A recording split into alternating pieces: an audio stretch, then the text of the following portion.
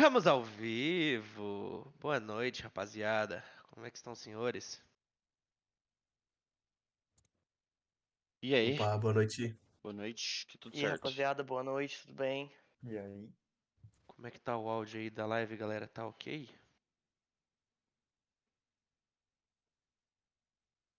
De boa.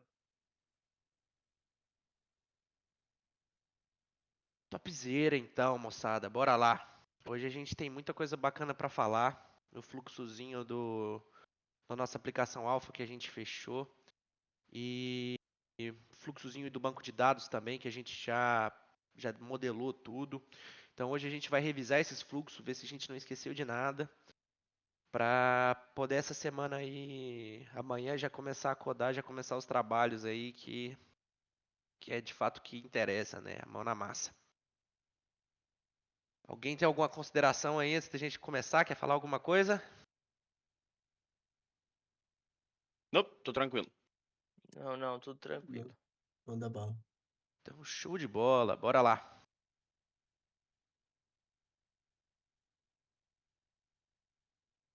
Libera o compartilhamento de tela aí pra nós, ô Joãozão.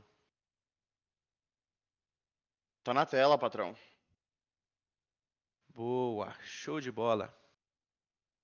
Então, galera, primeira coisa que a gente vai começar aqui é falando um pouquinho sobre o Alpha App, que vai ser a nossa aplicação que vai orquestrar o nosso CRM, né?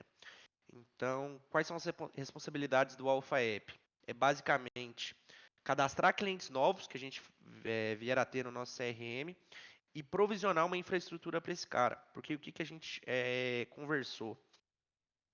Compartilhar um mesmo servidor com vários clientes pode não ser uma boa ideia. Vamos pensar aí que a gente tem 10 clientes, mas um cliente está inundando o nosso servidor de requisição, o cara está mexendo demais no sistema, tem muito usuário conectado lá. E aí ele pode gerar lentidão no nosso sistema e outros clientes nossos sendo afetados por conta da demanda desse cara. Então o que a gente pensou?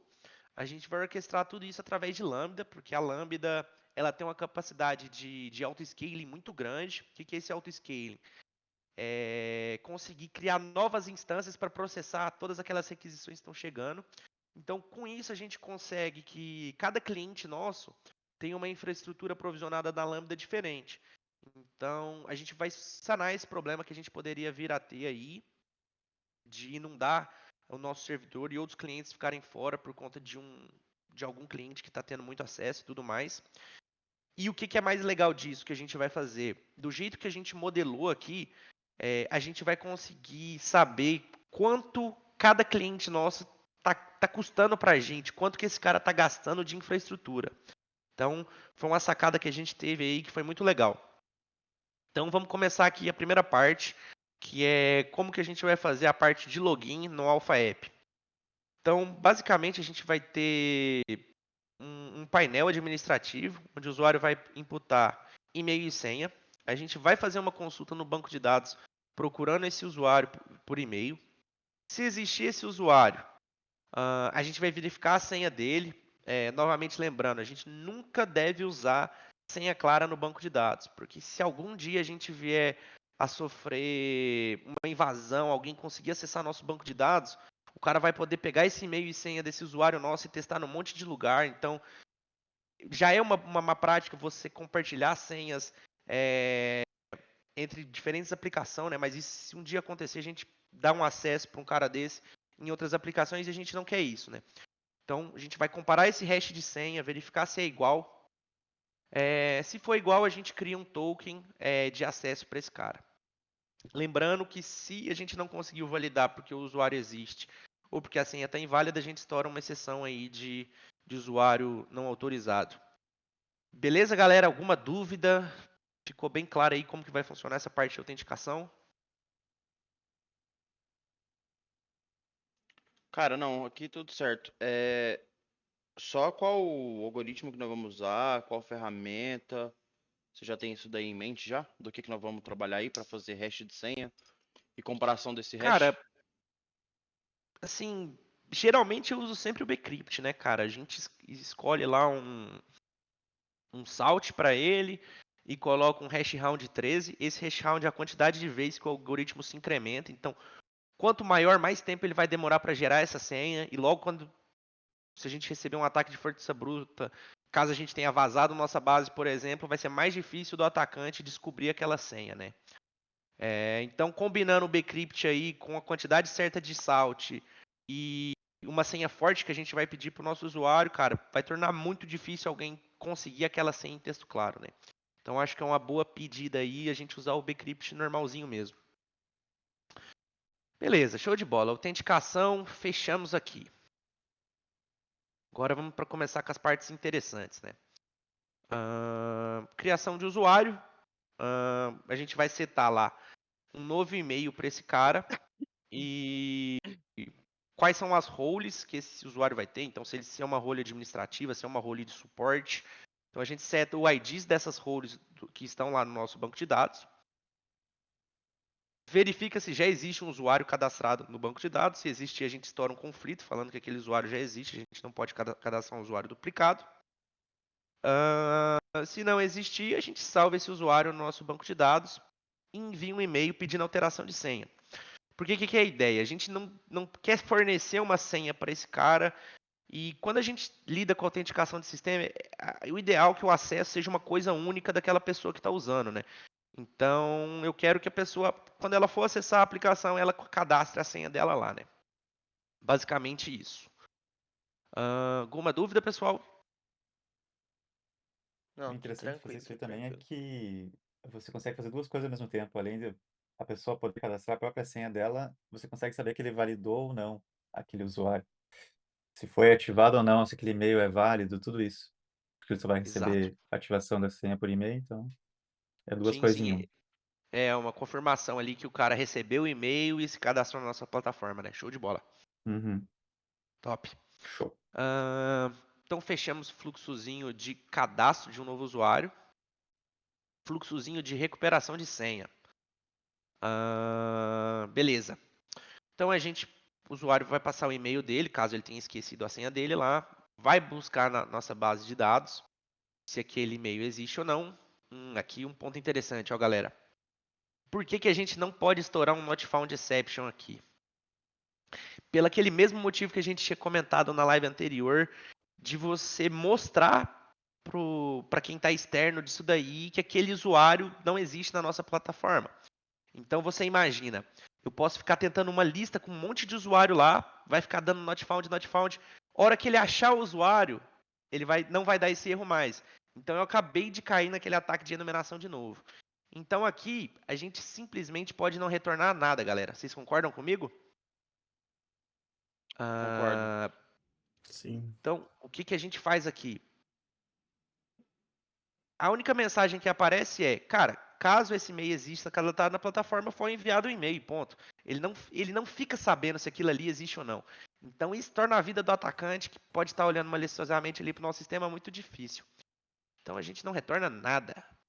Simplesmente a gente fecha o fluxo. Show de bola. Se existir, a gente gera um token e atualiza o usuário. Joãozão, quer falar como que funciona esse token de redefinição de senha? Por que ele é importante? Como que a gente deve fazer ele para manter as boas práticas aí? Boa, bora. Cara, a gente pode trabalhar de algumas maneiras.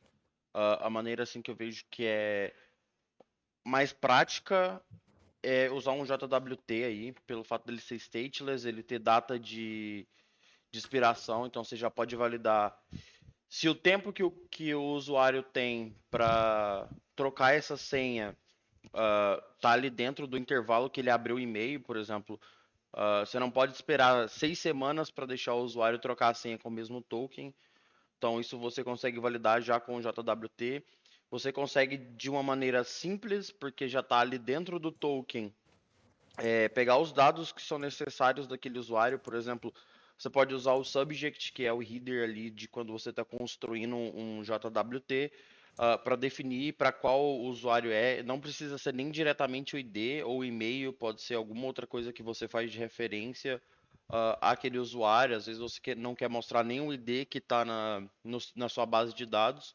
Então você pode criar uma referência para aquele usuário que não vai ser encontrado tão fácil assim, só vai ser por esse lugar, por exemplo.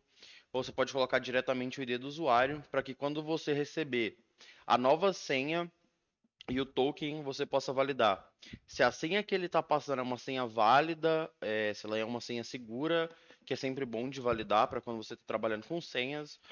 E se o tempo que ele tentou fazer essa alteração de senha é válido, então, por exemplo, se ele está dentro do intervalo máximo de duração do token, e ele não pode ser alterável, então com o JWT você consegue ter assinatura, você consegue assinar aquele token de uma forma que quando você altera ele, ele fica inválido. Então, a partir do momento que a pessoa tenta alterar a data para ele valer mais ou alterar o ID para bater em outro usuário, você consegue invalidar isso daí por causa da assinatura do token. Top demais, cara. Boa. Fechamos aqui também, pessoal. Recuperação de senha, ok.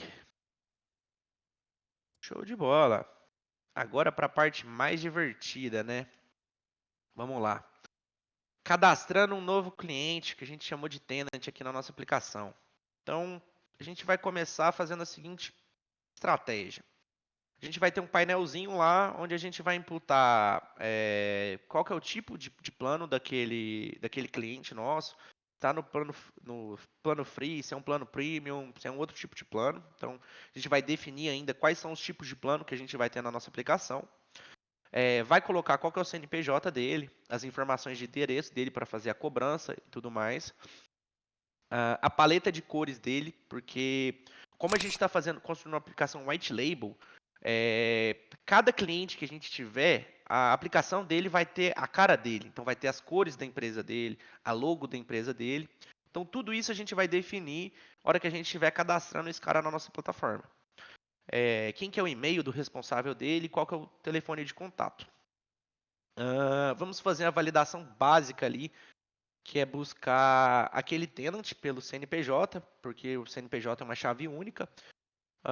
Vamos verificar se já existe esse cara cadastrado na nossa plataforma ou não. Se existir, a gente estoura um conflito, uma exceção de conflito, dizendo lá, ó, esse cara já está cadastrado.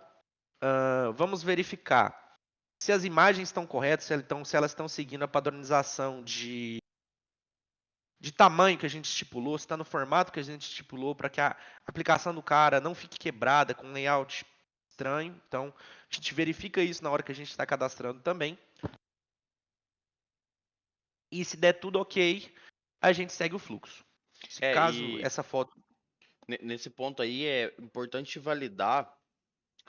Quando você trabalha com arquivo, né, no geral, é importante validar o MIME-type que você está trabalhando ali, você verificar extensão do arquivo, o tipo do arquivo no cabeçalho do arquivo, para você não ter injeção de arquivo malicioso dentro da sua aplicação. Por exemplo, a gente vai trabalhar, por exemplo, só com PNG.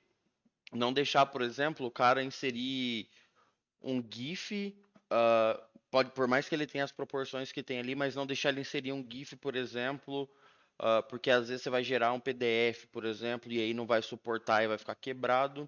Ou ele pode injetar um .js ali, dizendo que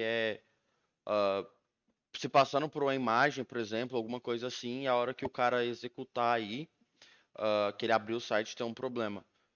O Bruno, que é o menino da segurança, e pode até falar um pouco mais sobre isso daí, se ele achar possível. O Gibbs vai lembrar com certeza, na época, a zona do PHP lá, campo de imagem, tu subia uma imagem fake, né, com código em PHP lá, e como o negócio é server-side rendering lá, você conseguia executar comando direto na aplicação do cara, então você conseguia, sei lá, ler um banco de dados, pegar token de acesso de outros usuários, então, cara, isso daí dá um trabalho danado, então é muito importante que a gente valide isso daí na hora que a gente está subindo qualquer tipo de arquivo para o nosso sistema, saca? Então, top demais. Então, com isso aí validado, a gente vai subir essas imagens para o S3. Para quem nunca mexeu aí com cloud, S3 é um serviço de gerenciamento de arquivos na AWS.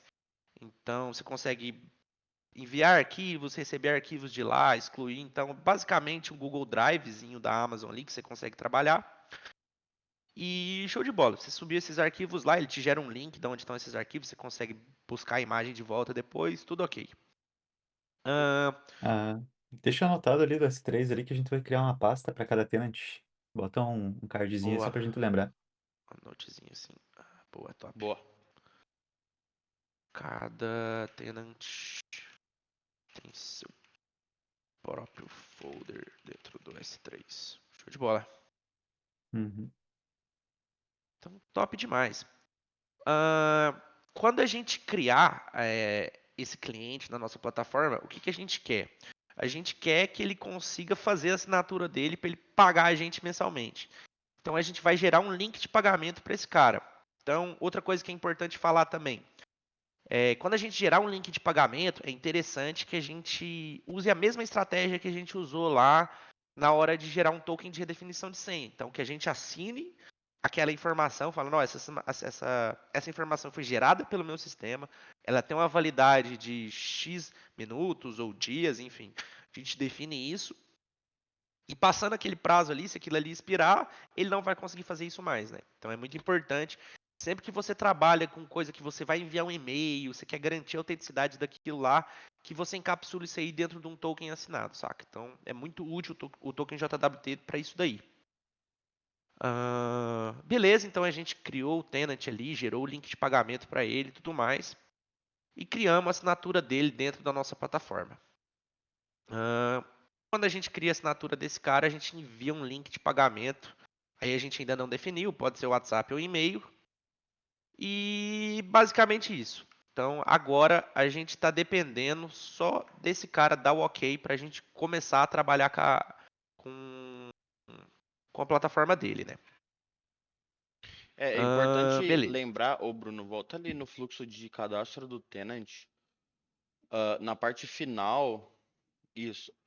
Aqui. É importante lembrar aí que isso tem que ser trabalhado via uma transaction. Na verdade, que essa parte de enviar o link deveria até estar por fora aí.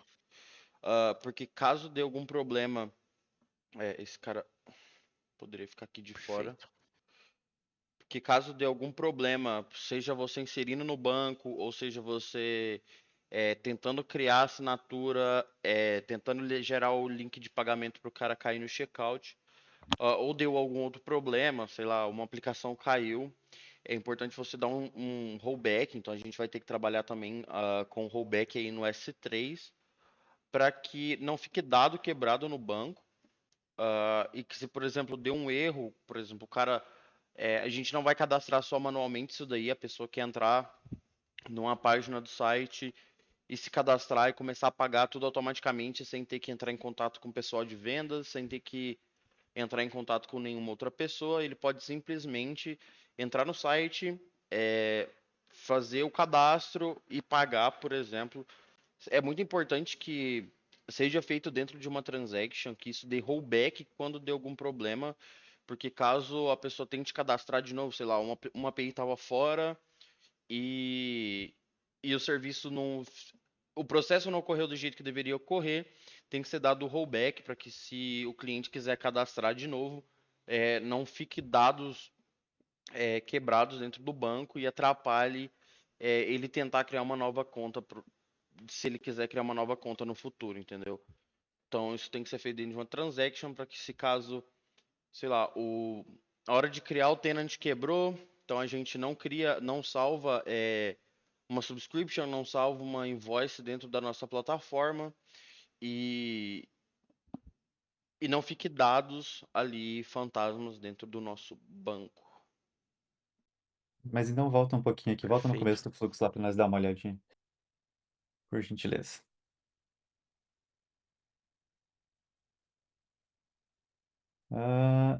Aonde que ele criou o tenant aí? Deixa eu ver.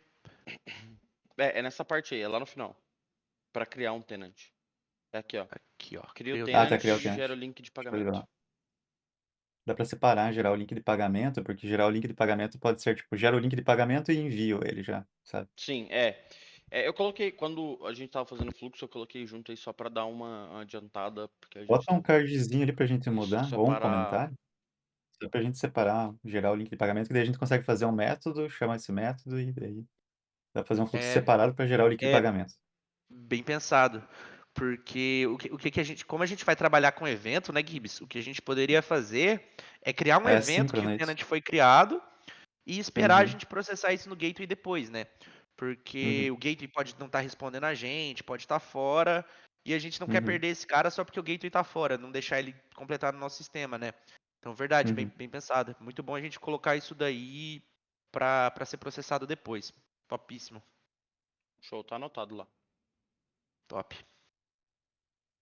Então, a gente manda esse evento, o gateway vai processar. Assim que ele conseguir criar a assinatura, a gente envia o link para esse cara, né? Então a gente não precisa travar nosso sistema porque o gateway está fora. A gente pode criar mecanismo de retentar, caso tenha tá dado algum problema, enfim. A gente tratar isso fora do fluxo é melhor. Show de bola. Ah, beleza. Então, beleza, passando pelo registro, como se tivesse dado tudo certo, a gente vai para a parte de receber os webhooks de pagamento. Para quem não está muito familiarizado com o termo, webhook é basicamente um gatilho que acontece sempre que alguma coisa acontece dentro de um sistema. Por exemplo, nesse caso a gente está usando um gateway de pagamento. O gateway de pagamento, sempre que acontece alguma ação lá, ele notifica a gente. Então, por exemplo, criamos uma assinatura, ele notifica que uma assinatura foi criada. O usuário pagou essa assinatura, ele notifica a gente. Então, toda comunicação externa de um gateway de pagamento feito com qualquer sistema que você vai desenvolver, geralmente é feita via webhook. Então, a gente recebe essa comunicação entre sistemas diferentes por meio desse webhook. Nesse caso aqui, a gente vai receber esse webhook falando, ó, o cliente acabou de pagar essa invoice, então a gente pode começar a montar as coisas para ele, porque ele de fato agora é o cliente, né? Antes ele podia ser chamado um cliente que estava em prospecção, ele estava interessado pelo sistema, mas ele só vai fechar com a gente mesmo na hora que ele pagar a conta, né? Então é basicamente isso daí que está acontecendo. Então a gente recebe um webhook lá, com uma referência da assinatura que a gente criou para ele, o status de pagamento dessa assinatura e tudo mais, ou qualquer outro parâmetro que o gateway queira nos enviar. A gente busca os dados daquela assinatura no nosso banco de dados, verifica se existe aquele tenant criado, se não existe a gente fecha a execução. Aí aqui, o que pode acontecer para levar um fluxo desse? Na minha cabeça, a gente só vai ter um ID de subscription que não foi a gente que criou, caso alguma coisa de fora esteja querendo assinar esse cara pra gente, né? Porque o nosso sistema sabe que aquele ID foi criado, a gente que salvou aquilo lá. Alguém quer falar aí como que a gente garantiria que ninguém se passasse por um webhook do gateway? O que a gente pode usar para nos proteger aí?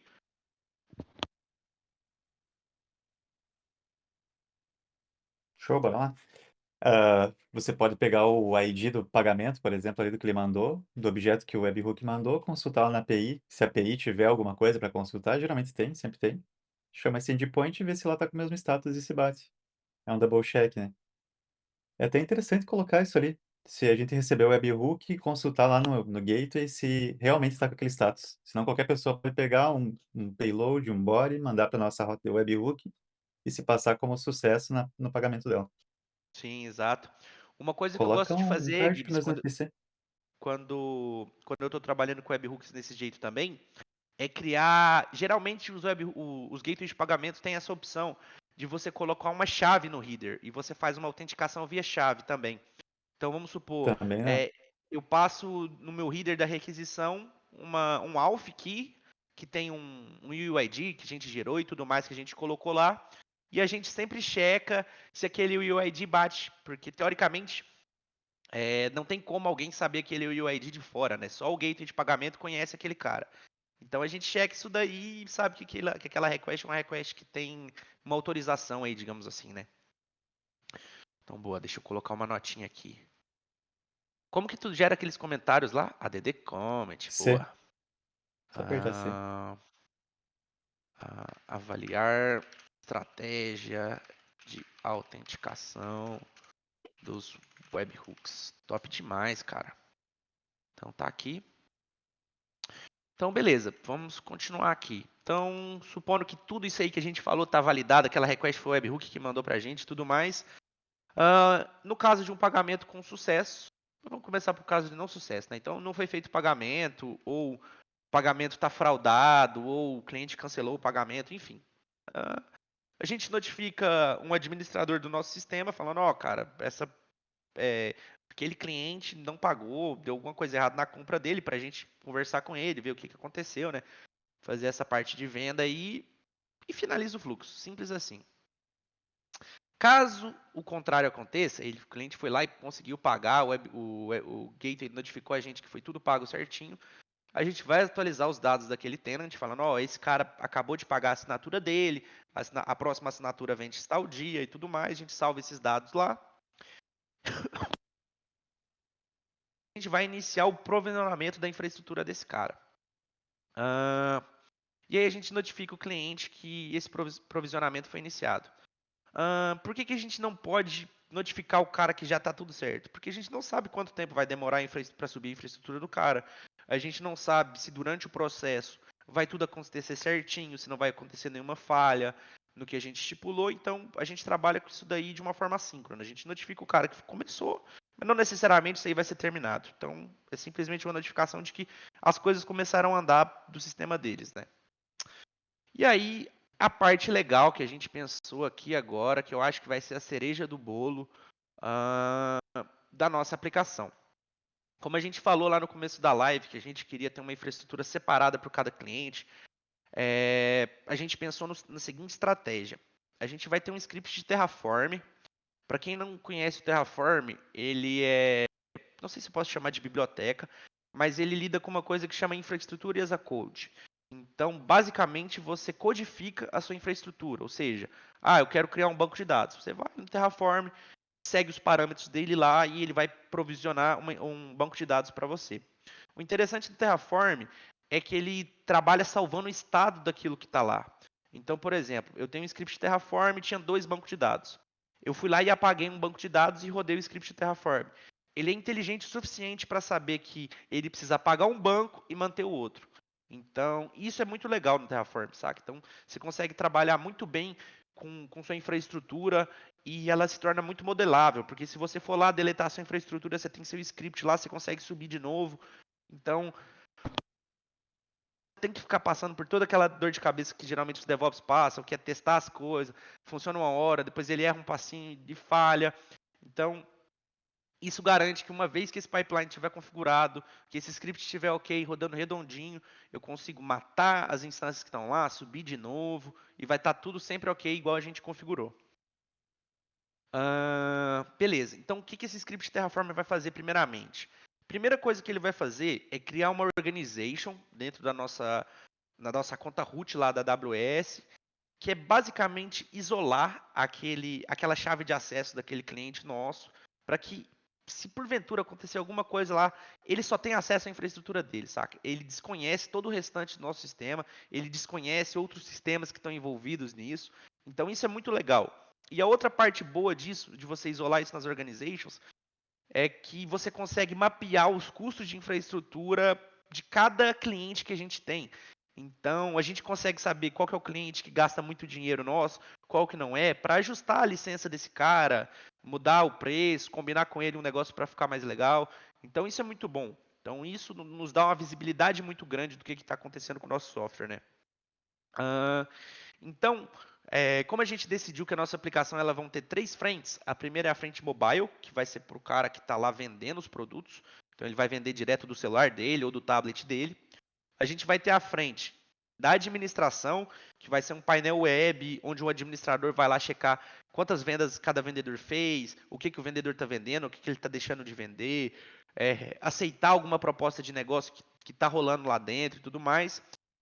E a parte do back-end, que é quem é responsável por cuidar de toda a lógica, fazer tudo isso girar, né? Então, basicamente isso. Então, no lado do front-end, a gente vai gerar um pipeline de build automatizado, para subir esse front-end. E o que é o interessante? A gente trabalha com um código só, e a gente pode ter N clientes diferentes nessa infraestrutura. A gente quer, sempre que alguma coisa for alterada na nossa branch de produção, que isso se reflita para todos os clientes. Então vamos supor que a gente tinha um bug em produção lá, a gente corrigiu o bug. A gente quer que na hora que a gente corrige esse bug, todo mundo tem esse bug corrigido na plataforma dele. Então a gente não quer nem ter que ficar fazendo deploy em 10 lugares diferentes ao mesmo tempo, nem que em um lugar esteja corrigido e outro cara não. Todo mundo vai ter o mesmo código sempre. Então a gente vai integrar isso com o nosso processo de CI/CD. Rodou esse pipeline, vai gerar uma nova instância daquela aplicação do front-end para o cara, com o domínio que a gente configurou e tudo mais. E isso também traz a vantagem do downtime de 0, né? Se caso der algum erro no deploy, ele consegue até voltar para a versão anterior aí. Cara, isso sim. E como é que funciona isso do downtime, né? O que pode acontecer? Você pode estar realizando um deploy e seu sistema ficar off, né? O legal desse estilo que a gente vai trabalhar, usando as lambdas e tudo mais, é que a lambda continua de pé até a outra subir, saca? Então você não vai ter perca de dados que estão sendo trafegados só porque a gente fez um deploy, saca? E isso é uma coisa que poucas empresas fazem, tem muita empresa que faz deploy manual até hoje, que sobe código via FTP para fazer deploy. E cara, quem já trabalhou num ambiente desse sabe o tanto que é ruim, o tanto que isso passa insegurança para o time. O pessoal não quer fazer deploy de sexta-feira e, cara, não tem problema nenhum em fazer deploy de sexta-feira se você tiver com seus processos bem configurados. É lógico que para isso você tem que ter vários processos para que isso rode direitinho, né? Não é simplesmente configurar um pipeline que você garantiu que as coisas estão funcionando, mas é um começo para que as coisas funcionem certinho, né? Cara, alguém quer entrar nessa área aí do que a gente precisa fazer para garantir que a gente possa fazer um deploy de sexta-feira tranquilo? O que a gente tem que fazer? O que a nossa aplicação tem que estar conseguindo fazer para a gente chegar nesse nível de maturidade aí? Cara, eu acho que o primeiro ponto é ter testes automatizados para rodar ali você tem os testes que vão garantir a segurança que a sua aplicação está funcionando e ter um pipeline ali que rode esses testes, garantam que tudo na sua aplicação está funcionando e que as coisas que você fez ontem não estão quebradas pelas coisas que você fez hoje. Eu acho que é o primeiro passo aí. Isso tanto para back quanto para front. Mas a minha visão é para essa parte ela fica mais limitada aí. Eu acho que o primeiro passo que eu faria era esse daí, de colocar teste, colocar um pipeline para rodar esses testes aí, e não deixar subir se não tiver com, sei lá, 90% de cobertura, algo assim em torno disso. Esses seriam os primeiros passos que eu faria aí para ter um deploy de sexta-feira mais tranquilo. Legal, legal. Concordo 100%, cara. Acho que tudo começa em bons testes que você tem que ter na sua aplicação. Já que a gente falou de teste aí, alguém quer falar do que a gente precisa fazer para ter testes eficientes aí na nossa aplicação? Alguém quer dar uma palhinha disso daí?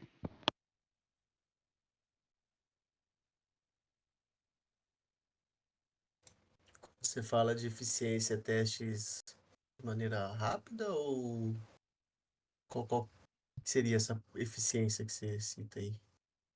Cara, assim, deixa eu explicar melhor. Teste eficiente pode ser teste que roda rápido, mas na minha visão, um teste eficiente é aquele que testa o lugar certo da sua aplicação. Porque, por exemplo, teste unitário. Teste unitário garante que a sua aplicação está funcionando? Não, ele garante que os Não. pedaços pequenos da sua aplicação estão funcionando. Cara, eu acho que é um teste mais lento, mas começar ou pelo end-to-end, né? Como a gente está falando de back-end aqui, começa no end-to-end, que você vai dar a maior parte de cobertura de uma maneira mais rápida. Então, supondo que a sua aplicação não tenha nenhum teste, eu acho que a maneira mais rápida é começar pelo end-to-end. Chama uma rota, vê o que ela faz, faz todos os testes de exception se for preciso, e você vai ter cobertura de pelo menos, sei lá, 70% do seu projeto fazendo isso daí, sem grande esforço, vai ser rápido. Às vezes é lento, mas vai ser rápido. Então, se você tiver. Depois disso, eu acho que começam os testes de integração ali. Isso levando uma aplicação que não tem teste com uma aplicação que tem teste, né? Obviamente.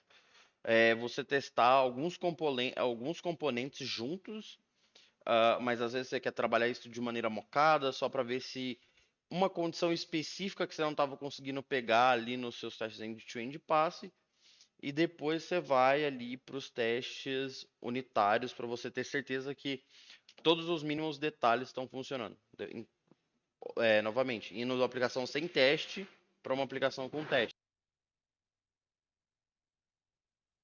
Mas você pode fazer também o inverso, se você estiver trabalhando com DDD, por exemplo, ou qualquer outra arquitetura que você tenha um domínio rico ali, que você tenha tá seguindo a orientação ao objeto à risca, você consegue começar pelo unitário, você testa a menor parte do seu software de acordo com o que você vai desenvolvendo.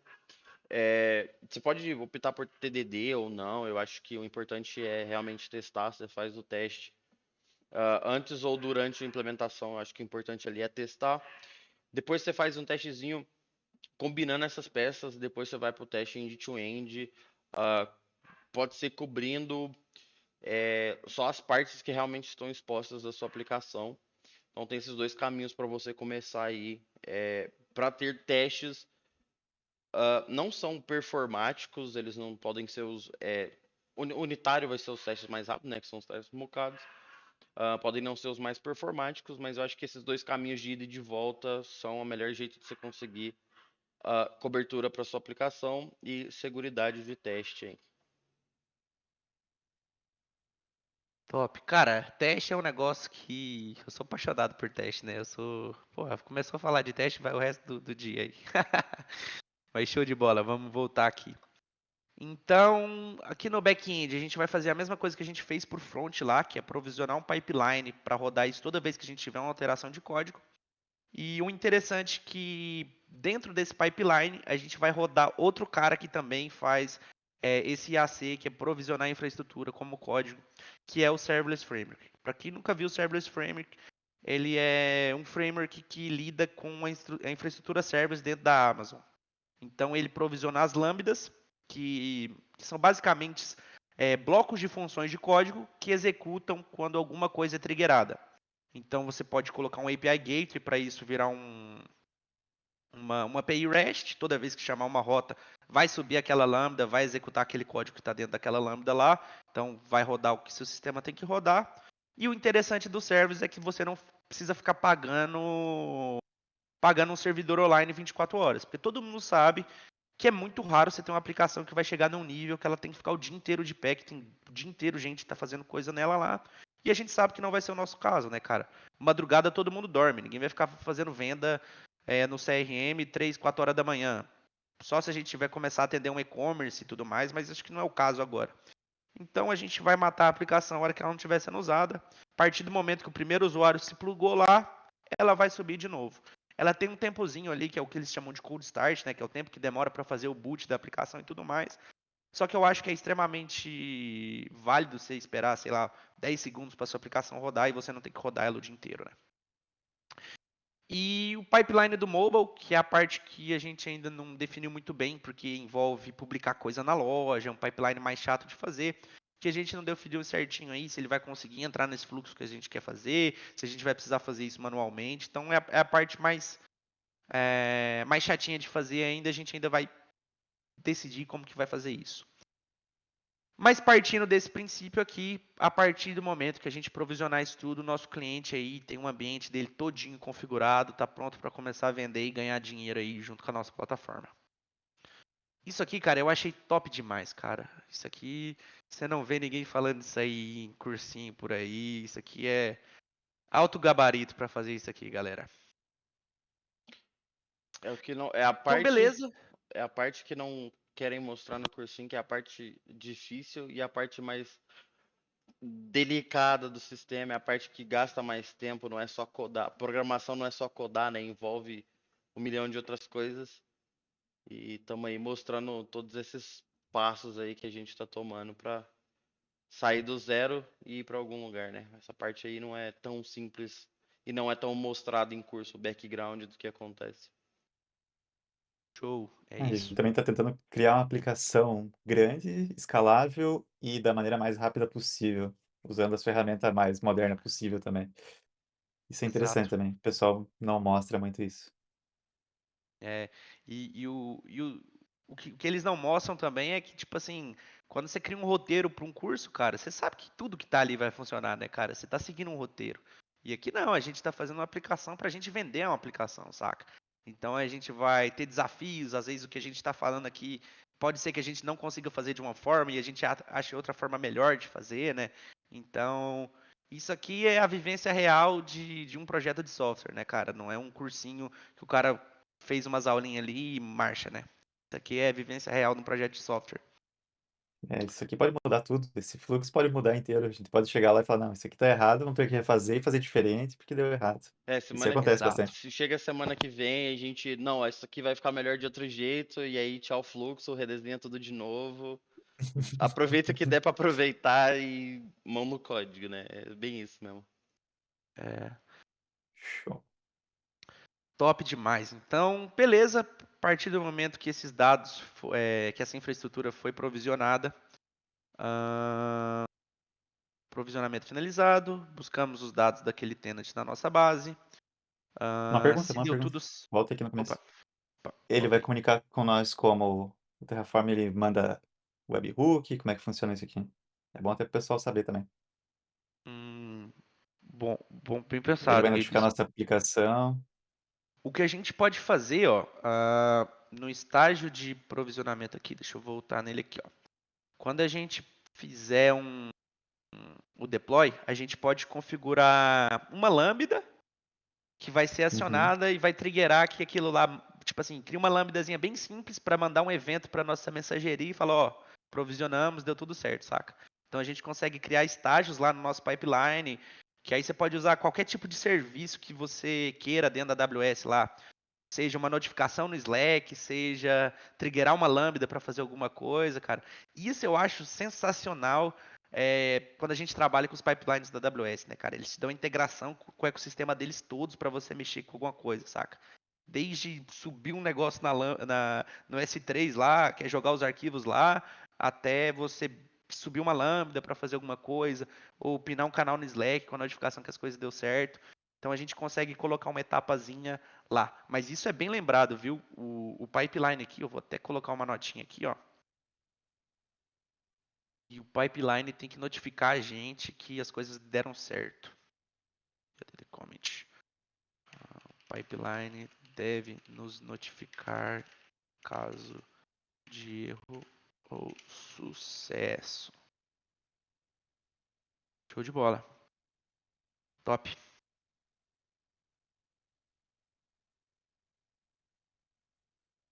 Então, beleza. Partindo do princípio que a gente foi notificado que as coisas deram ou não certo, vamos receber esses dados lá que o nosso evento foi disparado.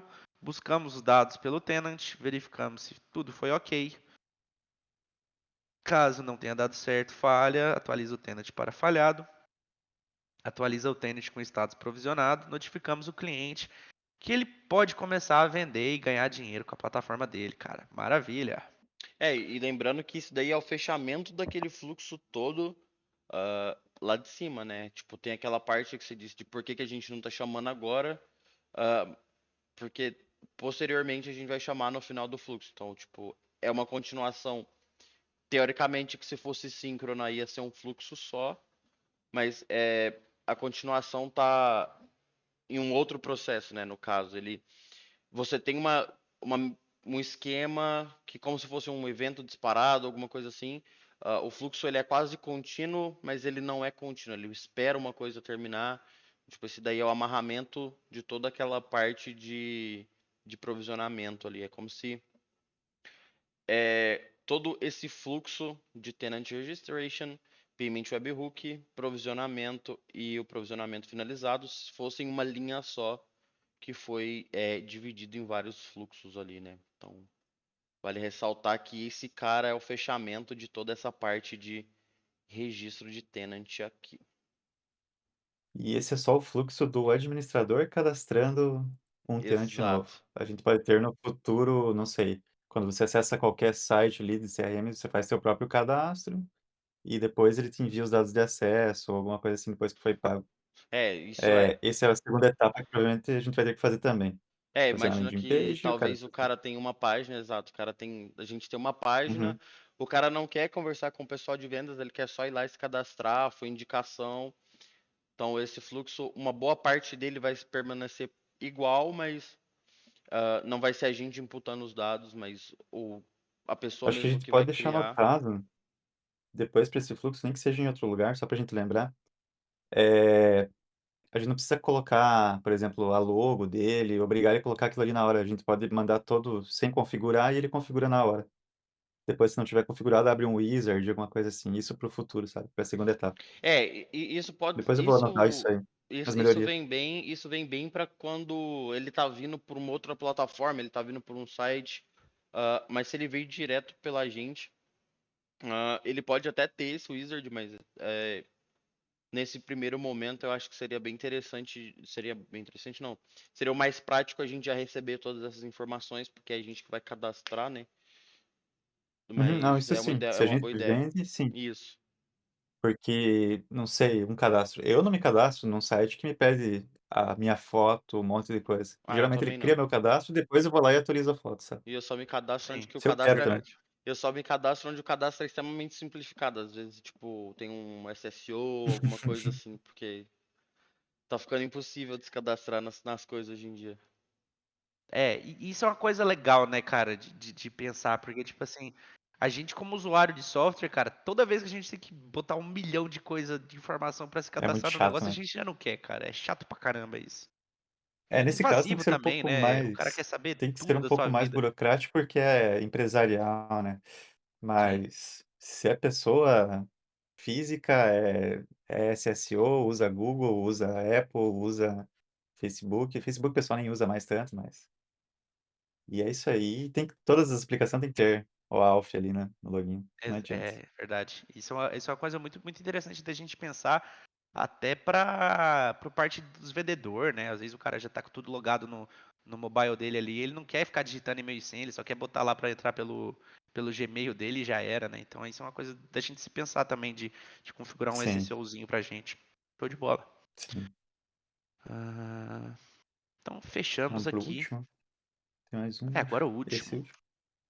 que é basicamente verificar se aquele cara continua pagando a gente para usar o sistema ou a gente tem que bloquear ele. Deixa eu só arrastar esse cara para cá. Show. Então, fluxo de verificação de assinatura. Pega todos os tenants e dados da assinatura do vencimento atual. Verifica lá se aquilo ali foi pago na data. Se não tiver sido pago na data, a gente vai desabilitar o sistema. Então a gente não quer que um cara que não pagou a conta continue usando o nosso sistema, né? A gente quer que ele seja obrigado a pagar o nosso sistema para usar, porque é o justo, né, cara? Se ele tá usando um software como serviço ali, se você parar de pagar a sua Netflix, a Netflix não vai deixar você ver filme, né? Então é isso que a gente quer fazer com o nosso sistema. Então, se não foi pago na data, a gente notifica esse cliente que os módulos dele estão parados, então tá tudo parado. Notificamos o administrador do sistema que o tenant X, o cliente X não foi estopado, ele não pagou, então a gente vai lá fazer o pós-venda, ver o que aconteceu, o que levou ele a não querer continuar com o sistema, entender os motivos e conversar com ele. Notificamos o cliente que, mediante a falta de pagamento, o sistema dele será desligado. Atualizamos o tenant dele com status de desativado por falta de pagamento e finalizamos. Se o cara continuou pagando na data certinho, a gente notifica que o cliente que uma nova cobrança mês que vem será feita na data tal, porque ele acabou de renovar a assinatura dele com a gente. E fechamos o nosso fluxo aí do Eu acho nosso que Alpha Portal faltou aí. uma coisa aqui, para reativar ele, Boa. desabilita o Faltou esse sistema. fluxo Show todo, de né? bola. O de Faltou reativação, né? reativar ele lá. Eu não sei como é que vai funcionar com o Terraform, provavelmente vai chamar alguma coisa Terraform para ativar a infra daquele cliente específico, não sei.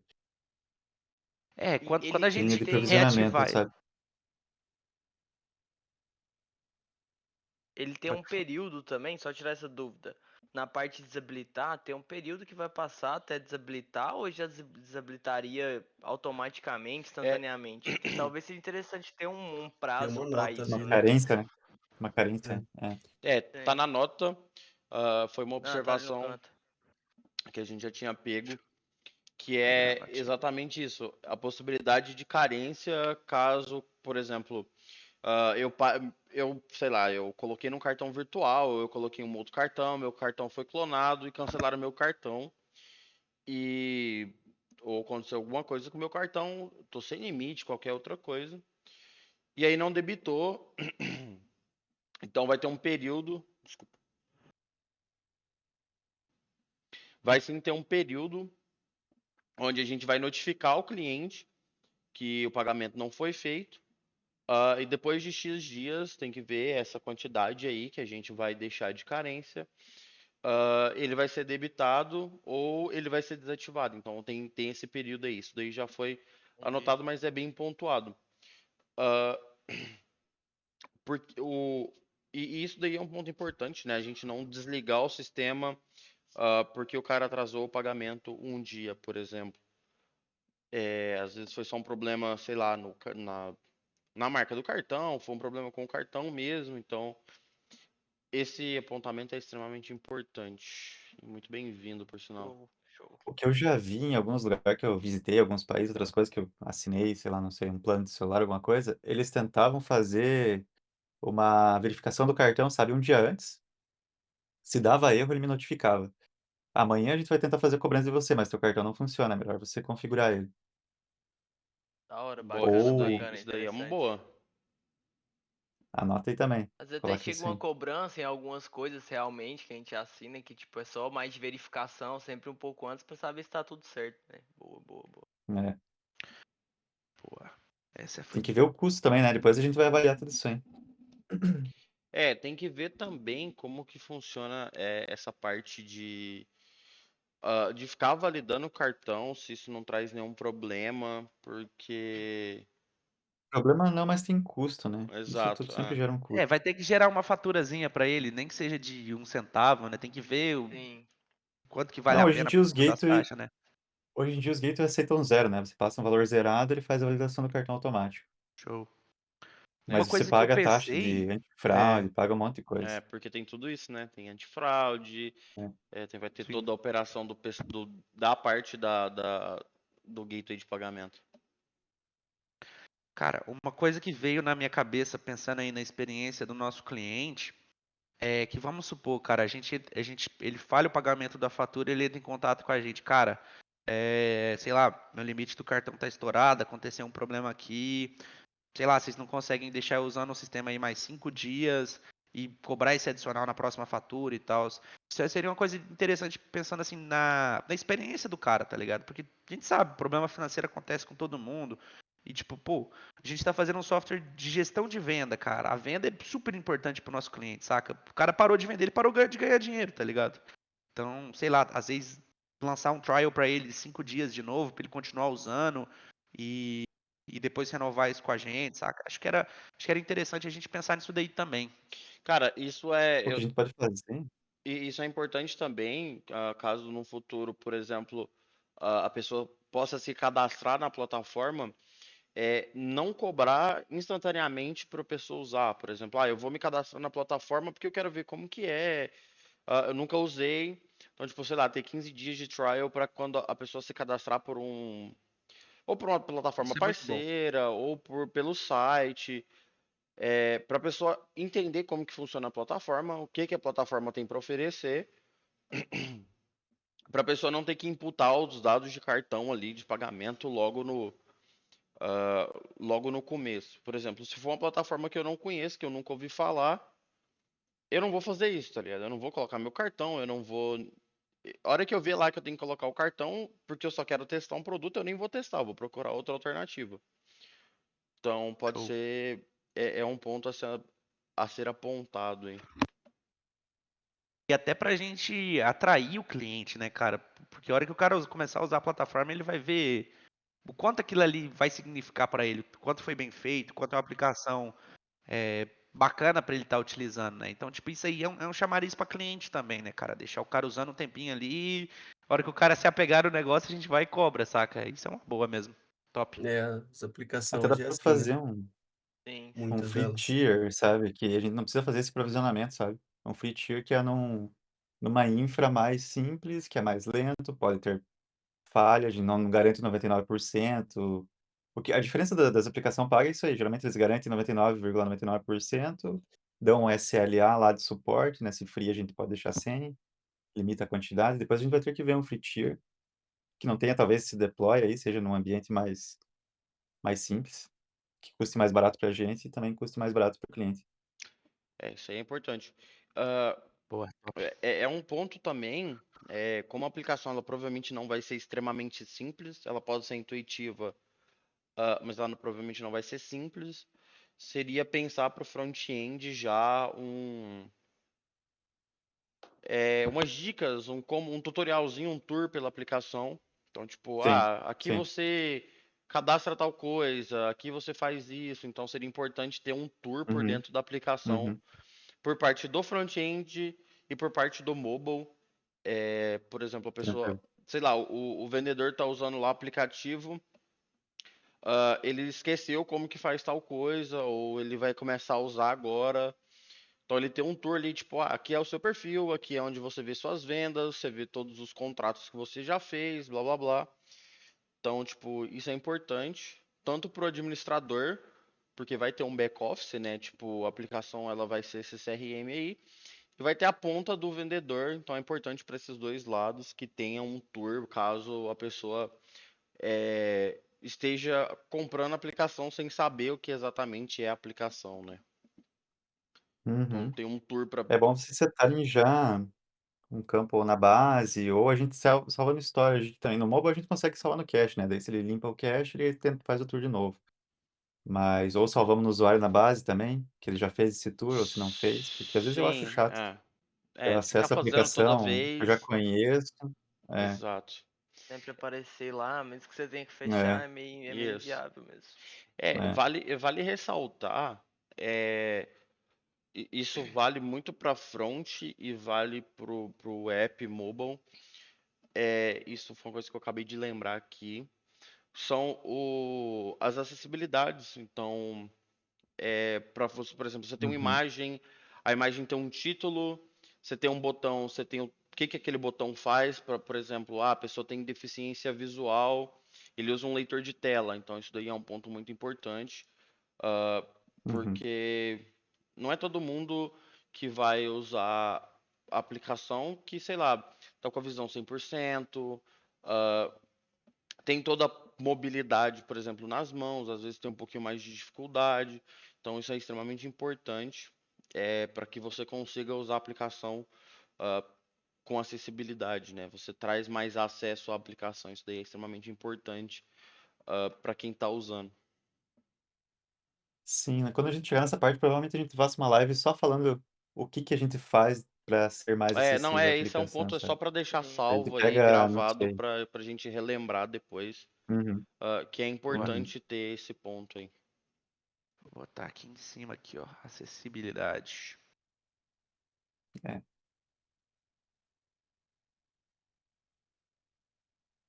Deixa eu aqui em cima aqui nas notinhas.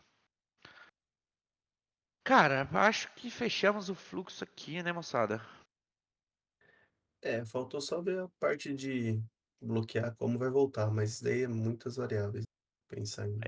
A gente É. pensa Show. depois isso Eu daí. vou passar a gente para as câmeras aqui, a gente vai ficar na tela cheia, e vou organizar outra tela para a gente falar de banco de dados. Então vai ter um cortezinho rápido aí.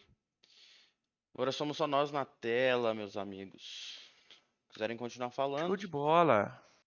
Vamos ver aí com o pessoal do chat aí, o que que eles acharam. Se ficou alguma dúvida de fluxo, se a gente falou alguma coisa que alguém não entendeu e quer que a gente explica. Vamos ver aí o que o pessoal fala aí.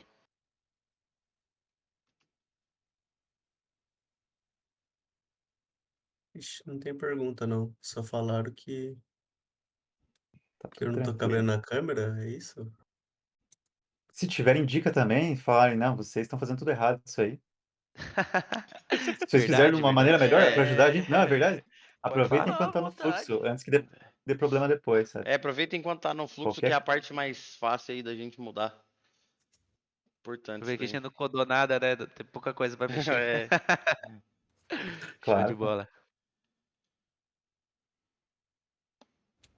Então é isso, então, galerinha. Bora de banco de dados.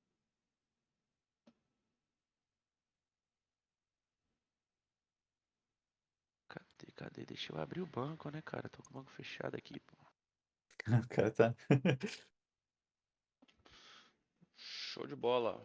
Banco na tela. Vamos aproveitar aí Esse é que o o sênior banco do do Beta Portal, Gibbs, do CRM do em Beto. si. Isso. Show. Aproveitar que o senhorzão Então, Gibbs tá aí. Ô, Gibbs, quer falar pra galera aí algumas boas práticas de banco de dados que a gente tem que estar usando na hora que a gente tá pensando no cara, sistema? vamos mostrando e daí vamos falando. Ah, isso aqui é importante fazer aqui por causa disso, disso, disso. É mais fácil a gente mostrar com um exemplo do que eu ficar falando, tipo, ah, isso aqui é importante, importante. Quando aparece ali na tela, a gente já mostra pro cara por que a gente fez isso ali e como que a gente fez e por quê.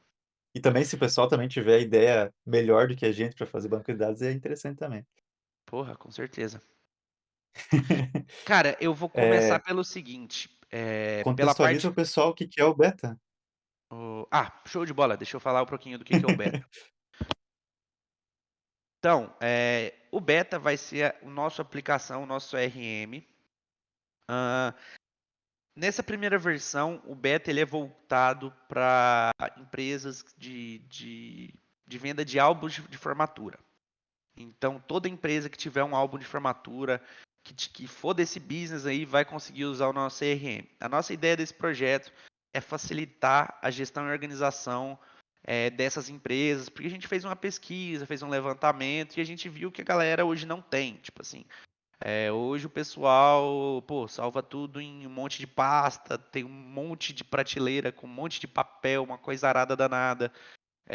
Pô, imagina só, os caras têm 400 clientes lá que pagam em boleto, o cara tem que ficar indo todo santo dia, folhear um monte de pasta lá, ficar ligando para um, ligando para outro.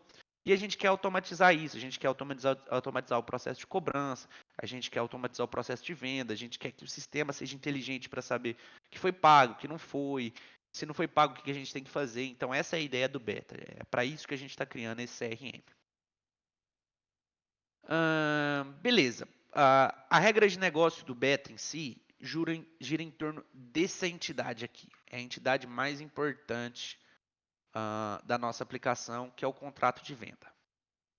Um contrato de venda ele se relaciona com um contrato. Então, um contrato vai ser basicamente, sei lá, turma Copen 2022. Tem um contrato para esses caras lá. Partindo disso, todo aluno dessa turma da Copen vai ter um álbum de formatura para ser vendido para ele. Então, o billing contrato é a entidade mais forte que a gente tem no nosso sistema aqui. Então, ela se relaciona com o contrato, se relaciona com o customer, porque como o nicho deles geralmente tem muita pessoa que não é o aluno propriamente dito, porque uma pessoa menor de idade não pode fazer uma compra, não pode assinar um contrato legalmente. Então tem um responsável que é o customer que realmente paga a conta desse negócio, né? Ô, A Bruno, gente tem. dá Oi, só um pouquinho de zoom que tá pequeno ali na live. tá pequeno? Deixa eu ver se eu consigo. Não tem full screen aqui. Melhorou aí? Deixa eu dar mais um zoomzão aqui. Ficou bom? Ou quer mais um zoom? Acho que melhorou. Melhorou? Boa, o Henrique falou que agora sim. Show. Então, ela se relaciona com o contrato, com um customer, que vai ser quem paga a conta, com um guarantor. O guarantor vai ser. Deixa eu ver se eu lembro o nome. Vai ser basicamente. Esqueci o nome. Vamos aqui googlar, cara. Deixa eu lembrar como que é essa. Google Tradutor. Fiador? É, Guarantor. É o fiador. Então vamos supor que por algum motivo você não pode comprar aquele negócio. Você precisa de alguém para ser seu fiador. Então, é o fiador da compra. Pode ter um aluno envolvido ou não. E tem o User ID aqui, que no caso vai ser o vendedor. Como a gente vai controlar o estoque, qual vendedor pode vender, qual álbum de formatura, qual contrato ele consegue vender ou não, a gente linkou ele aqui também para falar, ó, essa venda está na mão desse vendedor, ele tem esse material. É basicamente isso daí. Por isso que todas as chaves aqui, elas não são chaves, são chaves opcionais. Porque quando a gente começa o processo de venda desse álbum de formatura, é feita lá uma reunião com a escola deles lá, cada aluno tem a sua identificação e é gerado um contrato para ele. Então, primeira coisa, gera um contrato para esse aluno. Nada disso é populado, porque você não sabe quem vai ser a pessoa que vai pagar, você não sabe se vai ter fiador, se não vai. Então, você gera um contrato desse com um código que vai ser o código do álbum de formatura desse cara, do produto em si. Então, é basicamente isso. Por isso que também o valor dele não está decidido na hora, você não sabe quanto que vai custar esse álbum. Então, toda essa lógica a gente vai tratar do nosso lado, da nossa aplicação. O back-end vai responsável por popular esses caras na hora certa. Então a gente tem chaves fracas aqui. Então a Tá. gente começa nosso Uma sistema com o coisa billing aí, config. Bruno. Esse Oi? contrato vai ser feito um contrato, ah, provavelmente vai ser nessas plataformas de tipo ClickSign, alguma coisa assim. Tipo, vou criar lá no. Tem essas plataformas que criam um contrato online mesmo, sabe? Que você pode acessar lá e assinar com o teu CPF e tal. Exato. O que eu tinha Então, pensado, mas eu não avaliei a viabilidade ainda, é de pegar aquelas canetinhas, exibir um documento, que esse documento ele vai ser personalizável, então a gente vai, sei lá, uhum, imagina você montando um Word e você tem campos que sua aplicação vai preencher naquele Word. Então, o nome, o CPF de quem está envolvido no contrato vai ser preenchido na hora. Gerar esse template, esse PDF com esses dados lá e fazer o cara assinar virtualmente com a canetinha. Isso foi o que eu tinha pensado inicialmente. Não sei qual que é a viabilidade disso e a complexidade da gente fazer. não é o problema da Mas complexidade, mas tem que ver se é legal ou não, sabe? Se tem a valor legal. validade disso, Isso a né? gente, isso, a gente precisa conversar com algum advogado para ver se tem valor legal ou não. Eu sei que esse Sim, site tem, tipo, quando você cria um contrato ali, coloca teu CPF, faz o cadastro lá e assina, ele tem valor legal. O sim. interessante seria colocar o ID aí, se a gente for, depois se for vincular com esse site, colocar tipo um code ali, o ID lá da plataforma lá, pra gente saber que esse contrato aqui nosso tá vinculado com aquela plataforma lá, entendeu? Sim. Mas eu fiz um relacionamento para isso aqui, ó. Deixa eu mostrar. Na aplicação, a gente vai ter o que eu chamei aqui de documento. Uhum, Cada documento vai ter o template dele, até coloquei, esqueci de colocar aqui, deixa eu já colocar template URL. Então a gente vai subir essa URL desse template em algum provider aí. Então, sei lá, seja no S3 para ter esses templates lá. uhum, Então tem os documentos que o cara assina. Tem o documento do contrato de venda propriamente dito, tem o documento que a pessoa liberou o direito de imagem dela para fazer essas fotos e tudo mais. Então a gente tem esses documentos lá. coloca o name com o Ah, Notinu também. Name not new, perfeito. Boa. Aqui, not new. Boa. Quando esse cara fizer essa assinatura desse documento, a gente vai guardar nele, aqui ó, Billing Contract Documents.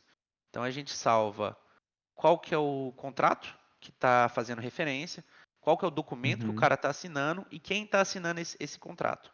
Se foi o aluno, se foi o customer, que é o cara que está comprando, se é o fiador ou se foi os dois. Então a gente define quem está assinando aqui.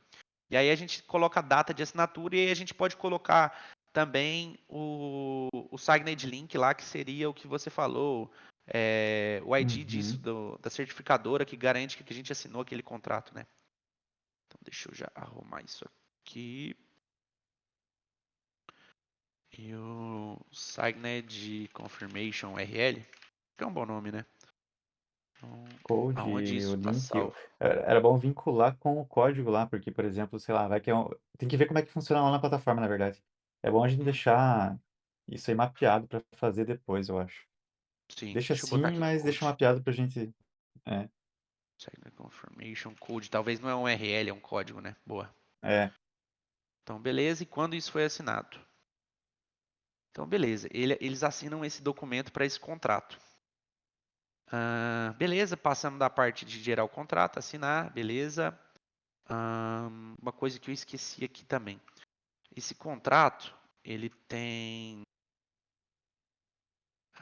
External Files URL, que vai ser, por exemplo, você fez seu álbum de formatura e isso foi subido num drive para você e você é obrigado a disponibilizar essas mídias digitais para quem comprou esse álbum. Então a gente popula nesse cara aqui. A gente mete aqui um varchar de 250 também. Colocamos esse cara aqui. Tá, beleza. Para todo contrato, ele vai ter uma ou mais faturas, que são essas invoices. As invoices, elas recebem quem que é o contrato, que ela faz referência, qual que é o método de pagamento. Então, vamos supor, eu quero dar uma entrada em dinheiro mais 10 vezes no boleto parcelado. Então, eu vou criar duas invoices. A primeira falando que o payment método dela é em dinheiro. A segunda falando que o método de pagamento é boleto e que a gente tem 10 installments. A outra só tinha um, porque é uma fatura só, é uma entrada. Tem o status da invoice, se a invoice foi paga, se ela está em andamento, se ela foi cancelada por um gestor por algum motivo de renegociação de dívidas ou alguma coisa nesse sentido. A gente tem o último pagamento da invoice. A gente tem o ID, que faz referência ao gateway de pagamento.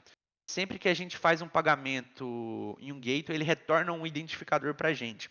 Então, para a gente buscar uma fatura, para a gente buscar uma assinatura no gateway de pagamento, a gente tem esse código de referência aí. Eu tenho um invoice status aí de cópia aqui. Deixa eu tirar esse cara daqui. Boa. Então, beleza. Para cada fatura que a gente tem, a gente pode ter um ou vários pagamentos. Então, imagina, sei lá, o cara estava sem saldo, a gente tentou fazer 3 pagamentos lá, os 3 pagamentos dele deram saldo insuficiente, o quarto pagamento deu certo, pagou a fatura dele, tudo normal. Então, a gente linka todas as tentativas de pagamento que o gateway notifica a gente nessa tabelinha de payments aí. Beleza, o pagamento tem o status dele, se foi pago, se está vencido, se foi cancelado, se teve erro de cartão de crédito, se foi notificado fraude. Então, o gateway de pagamento notifica a gente por meio daqueles webhooks e a gente consegue atualizar no nosso lado qual que é o status daquele pagamento dele lá. Basicamente isso daqui. Outra coisa muito interessante também, sempre salvar os webhooks. Fala aí, mestre Gibbs, por que a gente tem que salvar os webhooks aí? Pode dar cagada, né? Você pode receber e não processar, e você tem que bater com a tabela de pagamentos ali. Recebi o webhook e não processei no pagamento. Então, Exato. tem que estar salvo na tua base, tem que bater tudo. Até pra Interessante, gente. o interessante aí, payload, você pode botar o body, né? Era bom a gente criar duas, uma de entrada e outra de saída. Depois a gente vai ter que rever isso aí, qualquer coisa a gente cria. O que eu chamei do API Gateway, sabe? Salvo. Não sei se você colocou no pagamento, por exemplo, vou criar um pagamento por dentro da plataforma aqui, o cara vai criar o cartão. Quando eu chamo lá o API Gateway, o que eu mandei para ele, o que ele me respondeu. Isso é interessante salvar também, pra Verdade. gente fazer. Qual que foi nosso input, qual que foi o output, né, cara? Top. O que ele me Verdade. respondeu lá. Aham. Porque se dá algum erro, por que aquele pagamento foi falhado? Eu quero saber, sabe? Certo. Boa. Então deixa eu fazer o seguinte então aqui. Mas você vai salvar. Pera, eu não entendi. Você vai salvar o output do tabela do webhook? Não, não, não. Ah, Mas de pagamento. por exemplo, quando a gente gera um pagamento para ele, acho que a Você gente pode pode colocar dentro linkar. de pagamento mesmo. ah, Tipo, dois campos aí nela. O Payment Gateway, não sei, Input e output. Request Body e Response. Input body, sendo um JSON Coloca aqui. Payment Gateway pra gente saber que tipo, foi lá do Gateway. Boa. Entendi. Você vai salvar o webhook aí nesse cara aí. Não, não Não. webhook. Por exemplo, eu vou fazer um pagamento síncrono lá. Aí, o que que eu mandei para ele para fazer o pagamento? Tipo, chamei meu gateway lá e salvei, mandei algum campo errado. Aí ele vai me responder um erro. Eu preciso Entendi. saber o que que foi que deu o erro específico para fazer um levantamento aqui. Ah, tem algum bug na API, tem alguma coisa dando errado aqui, sabe? Informação errada, né, etc. Uhum, uhum. Isso é muito bom, cara. Pra gente ter A visibilidade do gente que tem que ter o aconteceu no máximo de nosso sistema, informação, né, né? cara? Exato. É, Isso é muito bom. Boa sacada aí, Gibbs. Então a gente salva esses inputs também. E aqui interessante de salvar os webhooks é que, por exemplo, cara, sei lá, o API Gateway lá, o Payment Gateway tá falando pra gente que ele mandou o webhook pra gente, só que não chegou no nosso sistema, cara. Então fala, pô, velho, não recebi, cara, vocês não mandaram, tá ligado? Então a Tem gente. gateways que não nem listam os webhooks. Eles, tipo Exato, assim, falam que vão tentar 20 vezes até dar um código. exato. Então, pra gente auditar esse sistema é muito interessante a gente ter essa Sim. tabela aqui, cara. tem que ter. Beleza. Ah, aqui a gente tem nossa tabelinha de contrato, falando, sei lá, Copen, turma 2022, enfim. Então, cada um vai ser um contrato diferente. Dentro desse contrato, a gente tem os eventos de contrato, que nada mais é que, por exemplo, sei lá, você fechou um contrato com a escola, você teve a festa junina, você teve, sei lá, o Dia dos Pais, todos geram um bloco de fotos. Então, você cria os eventos para você saber quais fotos são o quê. Isso vai ajudar a gente a organizar a hora que a gente estiver lidando com as mídias dessa plataforma lá, para a gente saber o que, que é do que e tudo mais e conseguir mapear isso aí certinho nas pastinhas lá corretas. Show de bola. Aqui a gente tem a nossa tabelinha de customer, que vai ser os dados de quem está comprando. Então a gente tem a data de nascimento desse cara, tem o documento que é o CPF, tem o nome do pai, o nome dele, o sobrenome, o nome da mãe, o código do RG, o telefone desse cara. Então as informações que eu tinha colocado aqui, ó, eu tirei sem querer, que é o is guarantor. É, isso que eu ia falar, porque document, mas às vezes a pessoa lá não necessariamente tem um CPF, né? Cara, CPF sempre tem, Pedro. Esse guarantor aqui é, por exemplo, eu quero saber se ele é o avalista ou se ele é realmente o comprador, sabe? Então, tipo, no contrato deles lá, o avalista ele precisa preencher menos campos. Por exemplo, o RG, Mas esse só o. customer, uma pergunta, aproveitando e embalei. Ele pode ser que ele seja avalista num contrato, mas no outro não. Pode ser que ele seja cliente. Verdade. Verdade. Por isso que eu tirei esse cara daqui. Lembrei agora, Gibbs. Boa. É, Por que que eu passei esse cara aqui pra cá, ó? Porque o que vai tá, falar Ian. se ele é o avalista ou não é o relacionamento que ele tá. Então por isso que eu tenho o Customer ID e o Guarantor ID. Lembrei. Por Eu tinha mais que você tenha o avalista também, você precisa ter o outro cara, ou outra pessoa que ele tá avalizando, sabe? Tipo, você é meu avalista, por exemplo. Eu vou alugar uma casa, você é meu avalista, entendeu? Eu vou morar na casa, mas você me avaliza meu pagamento. Se eu não pagar, você tem que pagar. Exato, exato. E aí aqui no meu contrato eu tenho específico quem que é o customer daquele contrato e quem que é o avalista. Então eu não preciso chavear naquela tabela lá porque cai justamente nesse cenário. Dependendo do contrato, eu posso ter o mesmo customer em outro contrato. Ele é o comprador mesmo e em outro ele é avalista. Então o que Uhum. manda aqui é qual relacionamento ele está inserido. Show. É isso mesmo. Chegou. Volta lá no Customer pra gente dar uma olhada. Na tabela de Customer. Aqui. Muda ali o teu index tá Student Document CP. Tá cópia aqui, Muda deixa eu ele tirar para. isso. Não, muda ele para Document. Ele está no Que eu campo copiei certo. da tabela de student. Que é Aham. customer. Customer o quê? Document. Document, boa.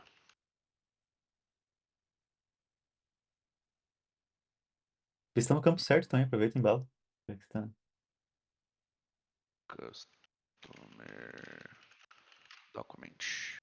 Ensina pro Beleza. pessoal que isso aqui é interessante. Por que que tem dois index para Unique? Boa, boa. Isso aqui é interessante mesmo. Então, cara, o meu primeiro index aqui, o que ele faz o chaveamento? que o meu documento, o meu CPF, ele é único sempre que eu tiver o mesmo deleted at preenchido. Vamos supor, a gente trabalha com soft delete no nosso banco de dados. Então, se o desenvolvedor fizer uma cagada, acontecer alguma cagada no meu sistema, eu posso gerar infinitos registros duplicados. E isso vai onerar meu banco de dados, vai ficar com um monte de lixo deletado lá quando não existe. Então, com esse index aqui, eu garanto que para aquele documento e para aquele timestamp de exclusão, aquilo lá é único. E o outro index aqui, ele garante que meu documento é único sempre que eu tiver um usuário ativo, que é o que não tem a flag de ter sido excluído da aplicação. Então isso aqui é muito interessante. A gente protege a nossa aplicação de ficar gerando um monte de lixo por conta do soft delete. Alguém fez alguma cagada lá, começou a apagar trem em loop lá e tudo mais, e não fica onerando nosso banco de dados. Então a gente garante que para todo registro de customer ativo que não foi apagado, aquele documento é único.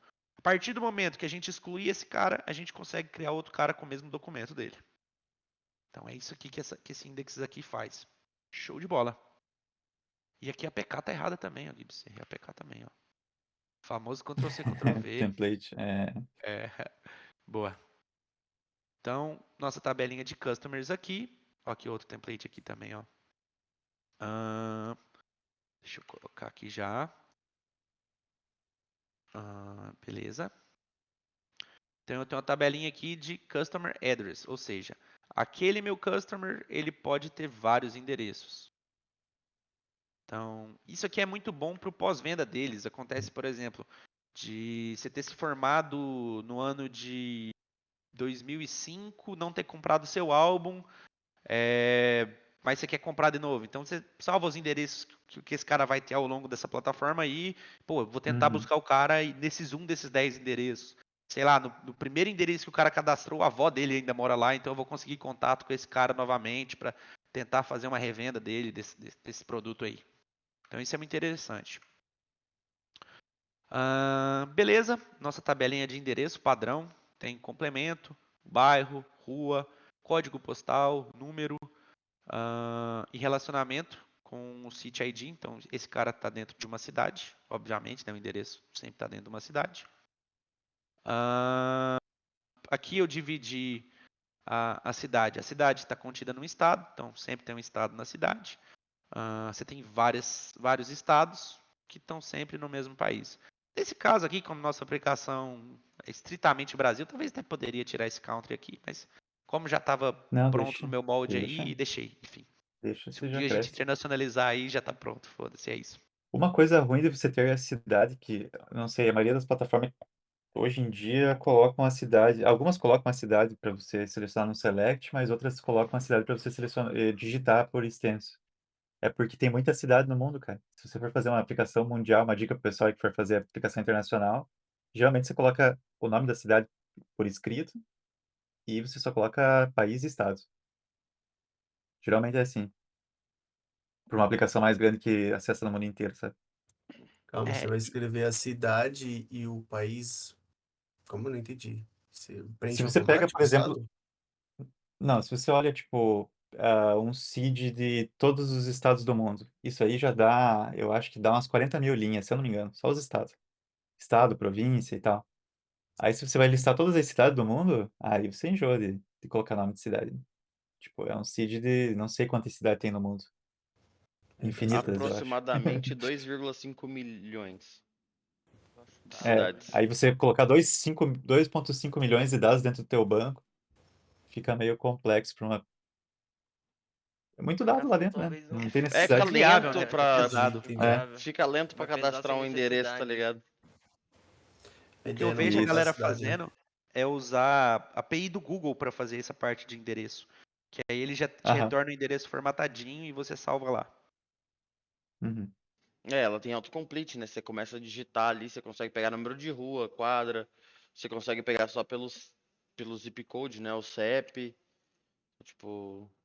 O que E ela te interessa é o retorna um CEP ID tá também certo. de busca, cara. E isso que é da hora, porque Uhum. aí, por exemplo, quando você libera pro cara escrever a string no seu banco de dados, por exemplo, eu quero pegar todas as compras que foram feitas aqui em Rio Verde.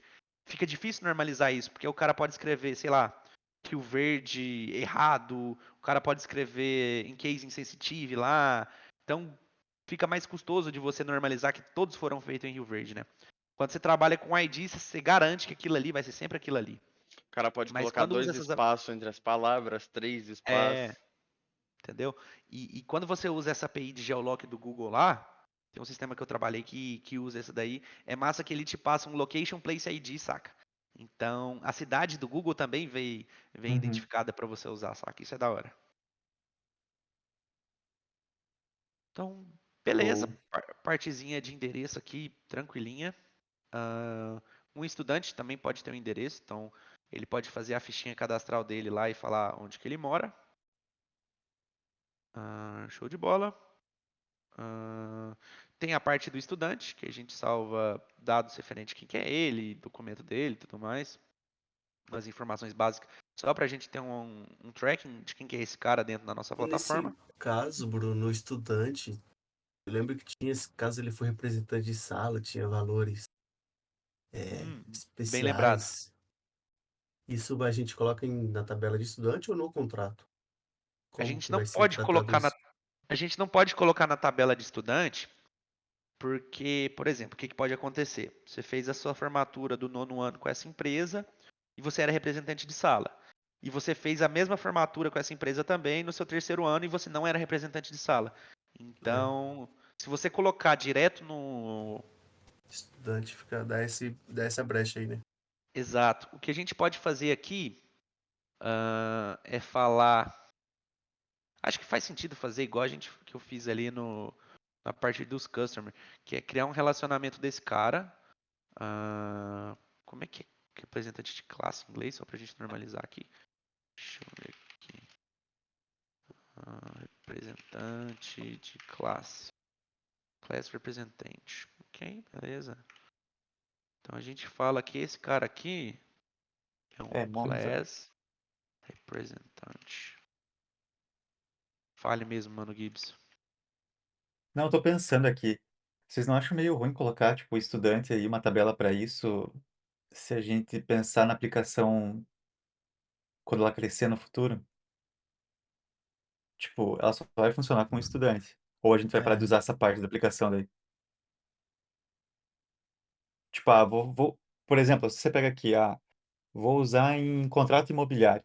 Eu tenho contrato, eu tenho as pessoas que estão naquele contrato, eu tenho o fiador, tenho tudo aqui, eu consigo já adaptar isso aqui para usar no setor imobiliário, por exemplo, esse CRM. É, Quero fazer compra e venda, consigo também. Tipo, sei lá, transferência de propriedade, qualquer coisa. Qualquer tipo de contrato, contrato de prestação de serviço, consigo fazer aqui também. ah, cara, porque, tipo assim, essa parte do aluno, ela é muito específica desse nicho de CRM de Uhum. formatura, saca? Então, quando a gente quiser tornar isso aqui mais generalista, a gente vai ter que arrancar essa classe de estudante. E trabalhar só com o customer lá. No caso do customer, funciona, né? Porque o Sim. customer não interessa o que ele tá vendendo, né? Uhum. Então vai ser isso mesmo. Deixa eu ver o que o Henrique perguntou. É melhor colocar como um desconto depois? Então, Henrique, o que acontece? Quando ele é um representante de sala, não- a gente não tem definido qual que é o valor do desconto dele, se vai ter desconto ou não. Então, como é nebuloso isso, a gente precisa falar, ó, esse cara é um representante de sala, então ele está aberto a um contrato diferente, saca? Então é mais ou menos essa ideia aí. E não necessariamente a gente dar um desconto ou criar um cupom para ele, sabe? Então, por isso que a gente não fez desse jeito. Tá, vocês acham que faz sentido, em vez da gente criar um campo para colocar aqui, a gente ter um Class Representante ID? E isso indicar se o cara é um representante de sala ou não? A gente pode vincular um desconto para ele. Não só dizer que se ele é representante de sala, mas vincular um desconto para ele. Aí qualquer tipo de desconto que eu quiser dar para uma pessoa específica, eu tenho mapeado, sabe? Sim, eu acho que faz mais sentido. Você deixa mais genérico. Na verdade, eu faria igual o Gibbs falou, eu Tipo, tiraria até o dizer que... estudante, deixaria como É, genérico e daria um desconto e especificaria no desconto aquele desconto que foi dado. Por que que foi dado? esse customer tem tanto de desconto, porque depois a gente já tá também engatilhado com o sistema de cupom, alguma coisa assim já tá pronto, entendeu? É, A gente só coloca o valor de desconto naquela compra do cara. exato. E com isso daí você consegue Qualquer coisa, ir para outro nicho também. O cara não precisa usar só pro. no desconto, Bruno, a gente pode obrigar o vendedor a colocar uma descrição, sabe? Ah, eu tô dando esse desconto porque o cara é representante de classe, tá ligado? Aí ele escreve lá, ah, tô dando esse desconto aqui porque o cara é meu amigo. Pode ser. É uma possibilidade. Então a gente arranca esse relacionamento daqui e o de estudante também. Dá pra gente tirar o estudante inteiro, eu acho, e colocar no customer. E depois a gente vai ter que ver como é que a gente vai lidar com o customer sendo estudante. Como é que a gente vai fazer isso aí? Tá. Então vamos fazer o seguinte. Então a gente apaga Que daí vai ficar genérico mesmo, isso aí. essa A gente já classe pode usar em qualquer estudante, né? coisa esse CRM. Tá, então vamos fazer o seguinte. Então vamos arrancar esse cara daqui. Deleta a tabela, delete cascade, clica com o botão direito nela ali. E deleta tudo. Tá, tem que tirar o index aqui. Clica nela com o botão direito ali na tabela. Botão direito, delete cascade. Delete cascade. Aham, Boa. pronto. Então a gente tira isso daqui.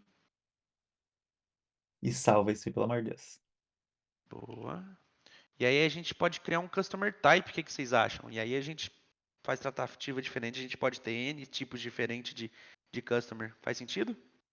Faz sentido, faz sentido. Boa. É que você pode ter um customer que é uma empresa, você pode ter um customer que é pessoa física, né? E aí você pode Sim, ter um sim. customer igual. Ah, todo mundo. O mercado faz muito isso.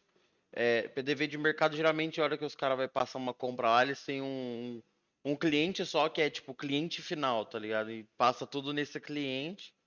Então, sei lá, o dono pode ter só um cliente e vender tudo para um cliente só, igual o povo geralmente faz. Porque provavelmente o que vai acontecer. Trabalhei em PDV, sabe por que que tinha isso aí? Faço a menor ideia.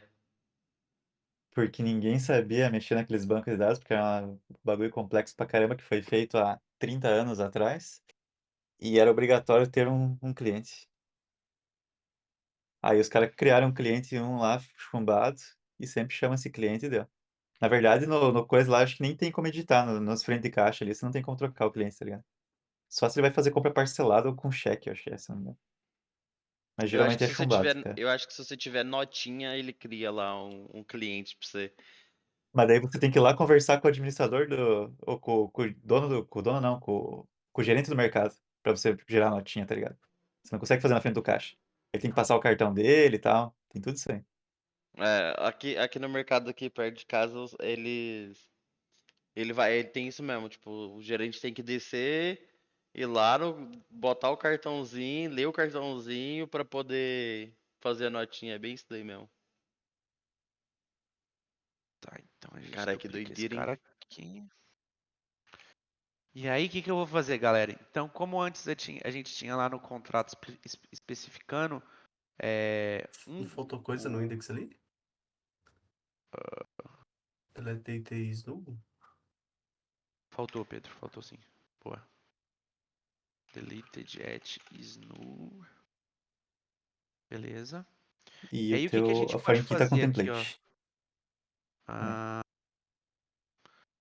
e aqui no contract, o que eu pensei da gente fazer, ó? A gente tem Customer ID e Guarantor ID. Só que a gente pode ter, por exemplo, nesse caso, a gente tem um Customer Type que é estudante e ele tem que estar Uhum. amarrado aqui.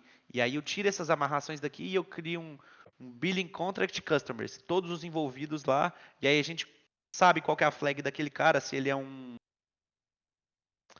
Aí, mas a gente vai precisar Tô controlar essas pensando aí. flags, se ele é avalista ou não. O customer type vai ter que estar vinculado com o contrato, porque eu posso ser estudante no contrato, mas depois, daqui 10 anos, eu posso ser, sei lá, botando meu filho ali pra fazer a formatura dele, sabe? Eu posso ser quem paga o contrato.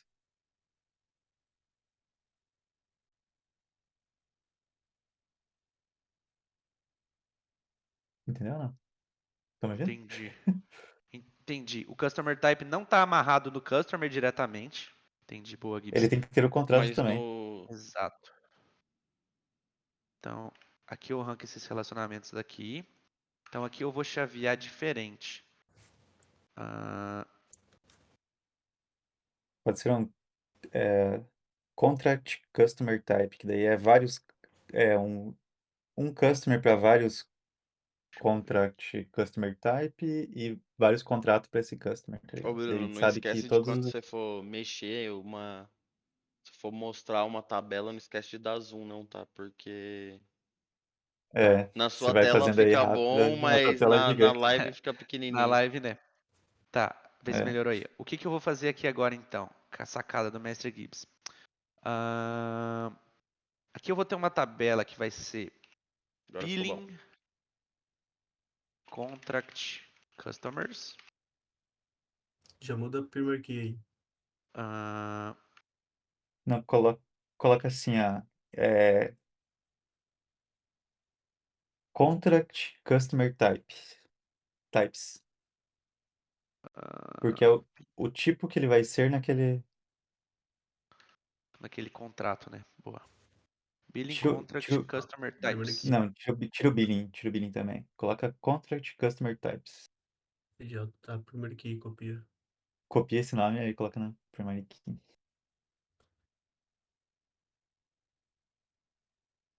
Tá, então aqui eu chaveio o Isso, Customer Types com esse cara aí, show. Customer Type.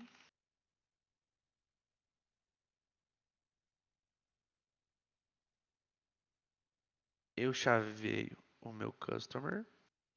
Ô, Bruno, dá uma explicada Isso. do porquê que você bota esses relacionamentos com 2 underlines aí no nome das chaves aí. Ah, sim. Cara, aqui é só para ficar fácil. Para a gente saber o que que é tabela. O que que é tabela? O que que é o nome do relacionamento, né? Um has many no caso. E aqui outra tabela. Porque como a gente trabalha com Snake Case, toda vez que a gente dá um espaço igual aqui, Contract Customer Types, a gente coloca um underline. Então, se eu colocar um underline só, fica. Visualmente eu não gosto, saca? Então eu coloco 2 underlines para eu saber o que que é tabela e o que que é o has many, que é o nome do relacionamento propriamente dito. Então eu linkei o Customer ID aqui e agora eu linko meu contrato aqui. Faz sentido, né, guys? Contract Document. Sim. E aí eu posso ter quantas pessoas envolvidas eu quiser. Aqui não. Nesse meu contrato. Então, sei lá, posso ter um Tem que avalista, 2 revisar avalistas, enfim. o que é Not Nu aí. Deixa eu ver. O O contrato contrato é é obrigatório. obrigatório. O Customer O ID é custom é obrigatório, tudo, obrigatório e tudo o type é obrigatório. obrigatório. A gente vai ter que ver, vamos pensar aí o que poderia acontecer do cara. Pode ter 2 contratos igual, com certeza, né? Tipo, 2 contract ID, customer diferente, pode, né? E type diferente, pode. O que eu não posso ter igual aqui nesse relacionamento É eu tudo não igual. posso ter tudo igual. Eu não posso ter tudo igual. Tem que fazer um index aí de unique, Sim. juntando todos esses campos. Se eles forem tudo igual, Customer Type ID. Boa. Essa sacada, Guibão, foi bala, tá? agora nós Senior estamos com um level. sistema que funciona para qualquer coisa, pá. Sim. A mais. Então, Ô, fechou. já lembra de fazer isso lá no contrato Nos pro, documentos aqui, ó. pro, av- pro, pro fiador não ser o mesmo comprador, tá ligado? O cara não ser fiador dele mesmo, entendeu? É, ele não pode ser fiador dele mesmo também. Boa.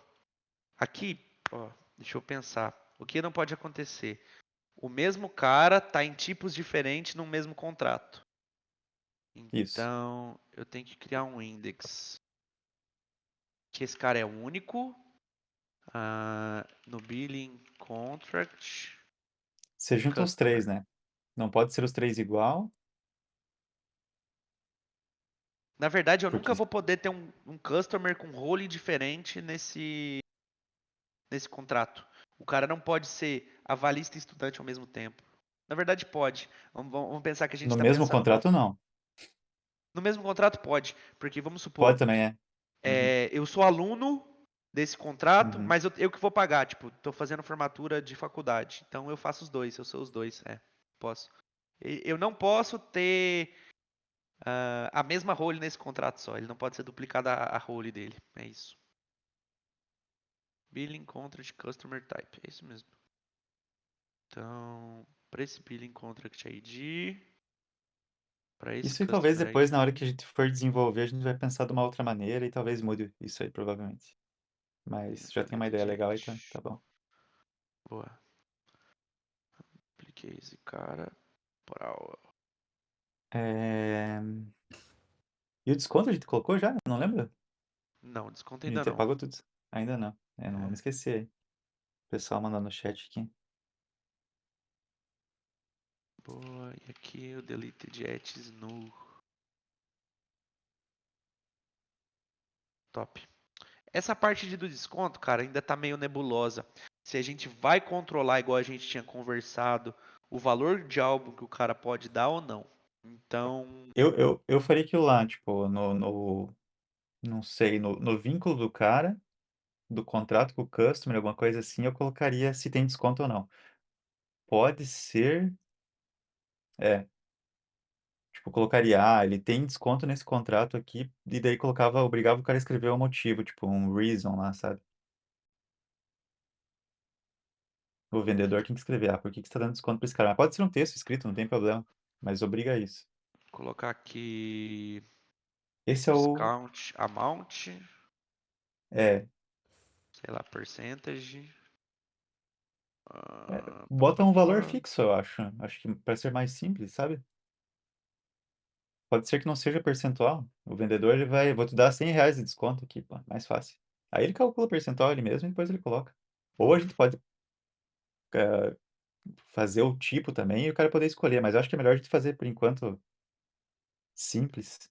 Então ele pode ter um desconto aqui. E ele coloca discount description. Reason why this guy has discount on discount. Beleza. Aqui vamos baixar. Cara, escrever 250 caracteres. Show de bola. Muda ali aquela chave primária ali, Bruno. Tem um PK Qual? template ali na direita, no document type. Ou Ctrl+C, Ctrl+V aí.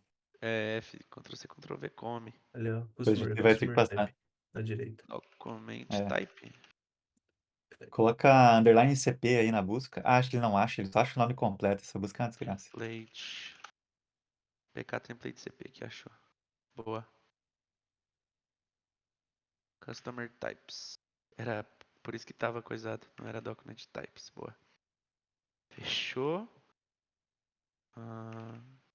Tem mais Deixa eu ver algum? aqui. Beleza, não tem mais Show. template URL. Não, tá certo. Ah, Template. Cara, acho que é isso nessa V1 aqui, galerinha. Show de bola, tem um CRM que funciona para qualquer coisa que envolva contrato. Boa. Podemos vender aluguel, podemos vender foto, podemos vender aluguel de carro, de bicicleta, Não, prestação de serviço, cara. Qualquer prestação contrato de de prestação de serviço. serviço. Então não é demais. É isso. Topzera, galerinha. Depois pra Amigos. frente, na fase 2, a gente pode colocar produto, criar produto, sabe? Uhum. Produto, Adicionar estoque, produto né? nisso aí. Sim. Pode ser Pra até um gerenciamento de plugin estoque. dessa aplicação. Você Gerenciamento de tem estoque. lá, sei lá, você quer ter produto, você tem que ter o plugin de estoque, mas se você quer ter só o plugin de estoque, você não precisa de ter, sei lá, não, estoque e produto sai junto, mas você quer ter o de venda, por exemplo, sei lá, eu quero fazer venda dos produtos do meu estoque, quero dar baixa, então você tem tipo um PDV lá, você tem um plugin de PDV, Talvez um plugin de estoque. a gente tenha que fazer na fase 1 isso aí. Mas vamos ver o que acontece. Vamos fazer assim por enquanto e vamos ver no que a gente sai. Talvez no contrato a gente tenha que vincular os produtos, alguma coisa assim, pra ficar mais bonitinho e normalizado isso aí. Mas por enquanto vamos fazer assim e ver o que acontece. Cara, achei que ficou show de bola, galerinha. Show. Acho que estamos no caminho aí pra grandes coisas. Show de bola. Show de bola. É, muita coisa. Live densa, muito conteúdo. Não, mas tá bom, pô. 2 horas. Geralmente os podcasts aí o pessoal assiste 3 horas e o pessoal só falando Sim. bobagem. E não tem tanto conteúdo. É que só conteúdo, mais conteúdo que a gente entrega e que é isso? E conteúdo alto Ô, nível, hein, galera? Porra, isso Conteúdo aí. alto nível, conteúdo de verdade, vivências aqui de como realmente é, de como Do que realmente é é a fundo. fazer um software, de quanta gente tem envolvida, Sim, quantas cabeças pensantes precisam para fazer um software. Estamos contando aí. Até o momento já foram 7. né? É da hora mostrar isso que muita gente, até o Bruno tinha falado mais cedo, acha que é só codar e etc. Mas tem todo uma lógica, uma estrutura que você tem que fazer por trás, é todo um processo. É bacana a gente tá mostrando isso aí pra galera. Isso, lembrando que por hora tá só a parte de desenvolvimento, né? A gente tá fazendo a base aí, mas vamos ter live depois de design, Vai, Rubão, essa é contigo. Qual que é os conteúdos Então, a mesmo que gente você vai vai fazer uma trazer? live de design, vamos falar de tráfego de dados pago, vamos englobar toda a parte de marketing também, mostrar pra vocês até como a gente vai fazer na nossa empresa mesmo, entendeu? Pra poder divulgar o quão é importante a gente saber com o nicho que a gente tá lidando, entendeu? Focar bastante nisso. É, Hoje em dia é muito comum, às vezes a galera acha que é normal um tráfego de dados pago, e é interessante abordar sobre isso porque é uma parada até complexa, né? E que demanda um certo esforço ali, não é simplesmente impulsionar, igual muita gente acha. Às vezes muita gente vai só pelo Instagram ali e já acha que é isso. Todo um processo, então a gente vai abordar todos esses assuntos. Vamos fazer live também da parte front-end aí, para mostrar, até introduzir as telas para vocês de tudo que a gente está fazendo, né? Acho que vai ser bem interessante. Mostrar como se faz uma copy, como desenvolve um criativo, para a gente poder, tipo, engajar conteúdo realmente no nosso Instagram, né? Mostrar isso para vocês poderem ver, talvez reproduzir isso, entendeu? Se interessarem também nessa parte, que a gente quer englobar tudo que envolva tecnologia realmente, tudo que envolva estar no digital, estar online, também estar no orgânico, na presença física ali, igual a gente mostra para vocês que a gente está todo o tempo aqui junto, trabalhando, discutindo, conversando, trocando ideia, sabe, alinhando. Vocês podem ver, inclusive, que às vezes ele tá aqui trocando uma ideia um com o outro, descobre uma forma melhor, como os meninos falaram mais cedo aí da parte do fluxo, né? Às vezes acontece de apagar tudo aí e voltar tudo, e é isso, entendeu? Tem que refazer, sempre procurando o que que é melhor. Então vamos ter um leque de conteúdos bacana aí, e sempre vamos avisando vocês aí do que vai ter, provavelmente até não sei se é amanhã, ou no mais tardar na segunda-feira ou na terça, a gente já faça uma live disso, mostrando alguns conteúdos, né? Vamos dar algumas dicas rápidas para vocês aí também. Vai ser bem interessante aí dessa parte. Show de bola. Lembrando que vão ser conteúdos diversos por pessoas diferentes, às vezes não vamos estar todos. Sei lá, às vezes o pessoal de front vai estar o Giovanni e o João Gabriel, às vezes ah, o designer vai estar o Rubens e às vezes ele quer trazer um convidado, ou às vezes está o Bruno sozinho codando, então vai ter todo esse tipo de conteúdo aí, vai ter outros tipos de conteúdo que não são só essas discussões que a gente está tendo de fluxo.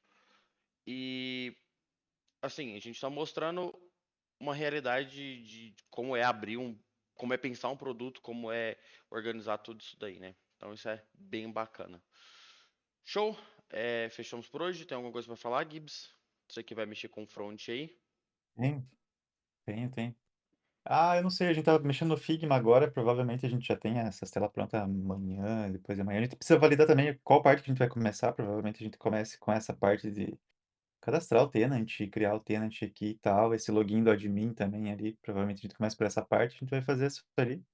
Se a gente conseguir terminar amanhã, a gente já faz uma live amanhã mostrando o que a gente fez de tela, pedindo dica pro pessoal também, se o pessoal tiver ideia Sim. boa para melhorar as telas e deixar a tela mais bonita, show de bola.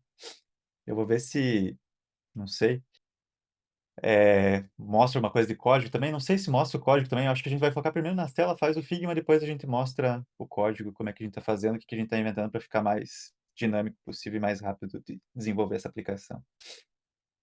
Mas aquele negócio 70, 80% planejando coisa e 20% executando. Show! Bruno e Pedro? Não, nada a dizer. Gostei bastante de hoje. Acho que a gente evoluiu muito e teve mudanças aí no meio do caminho para todo mundo ver que é assim mesmo. Várias opiniões e bora pra cima. Show de Show de bola. bola.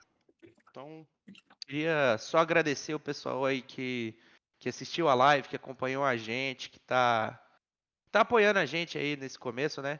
Muito importante ter galera aí interagindo com a gente, dando feedback, perguntando. E o intuito nosso aqui é esse, é tirar a dúvida da galera, mostrar como é de fato fazer um software, um produto, tirar do zero, sair do papel e começar a faturar com esse negócio, saca? Então, muito obrigado aí, galera. tamo junto e até mais. Até mais, galera. Valeu, Um galera. abraço aí. Valeu.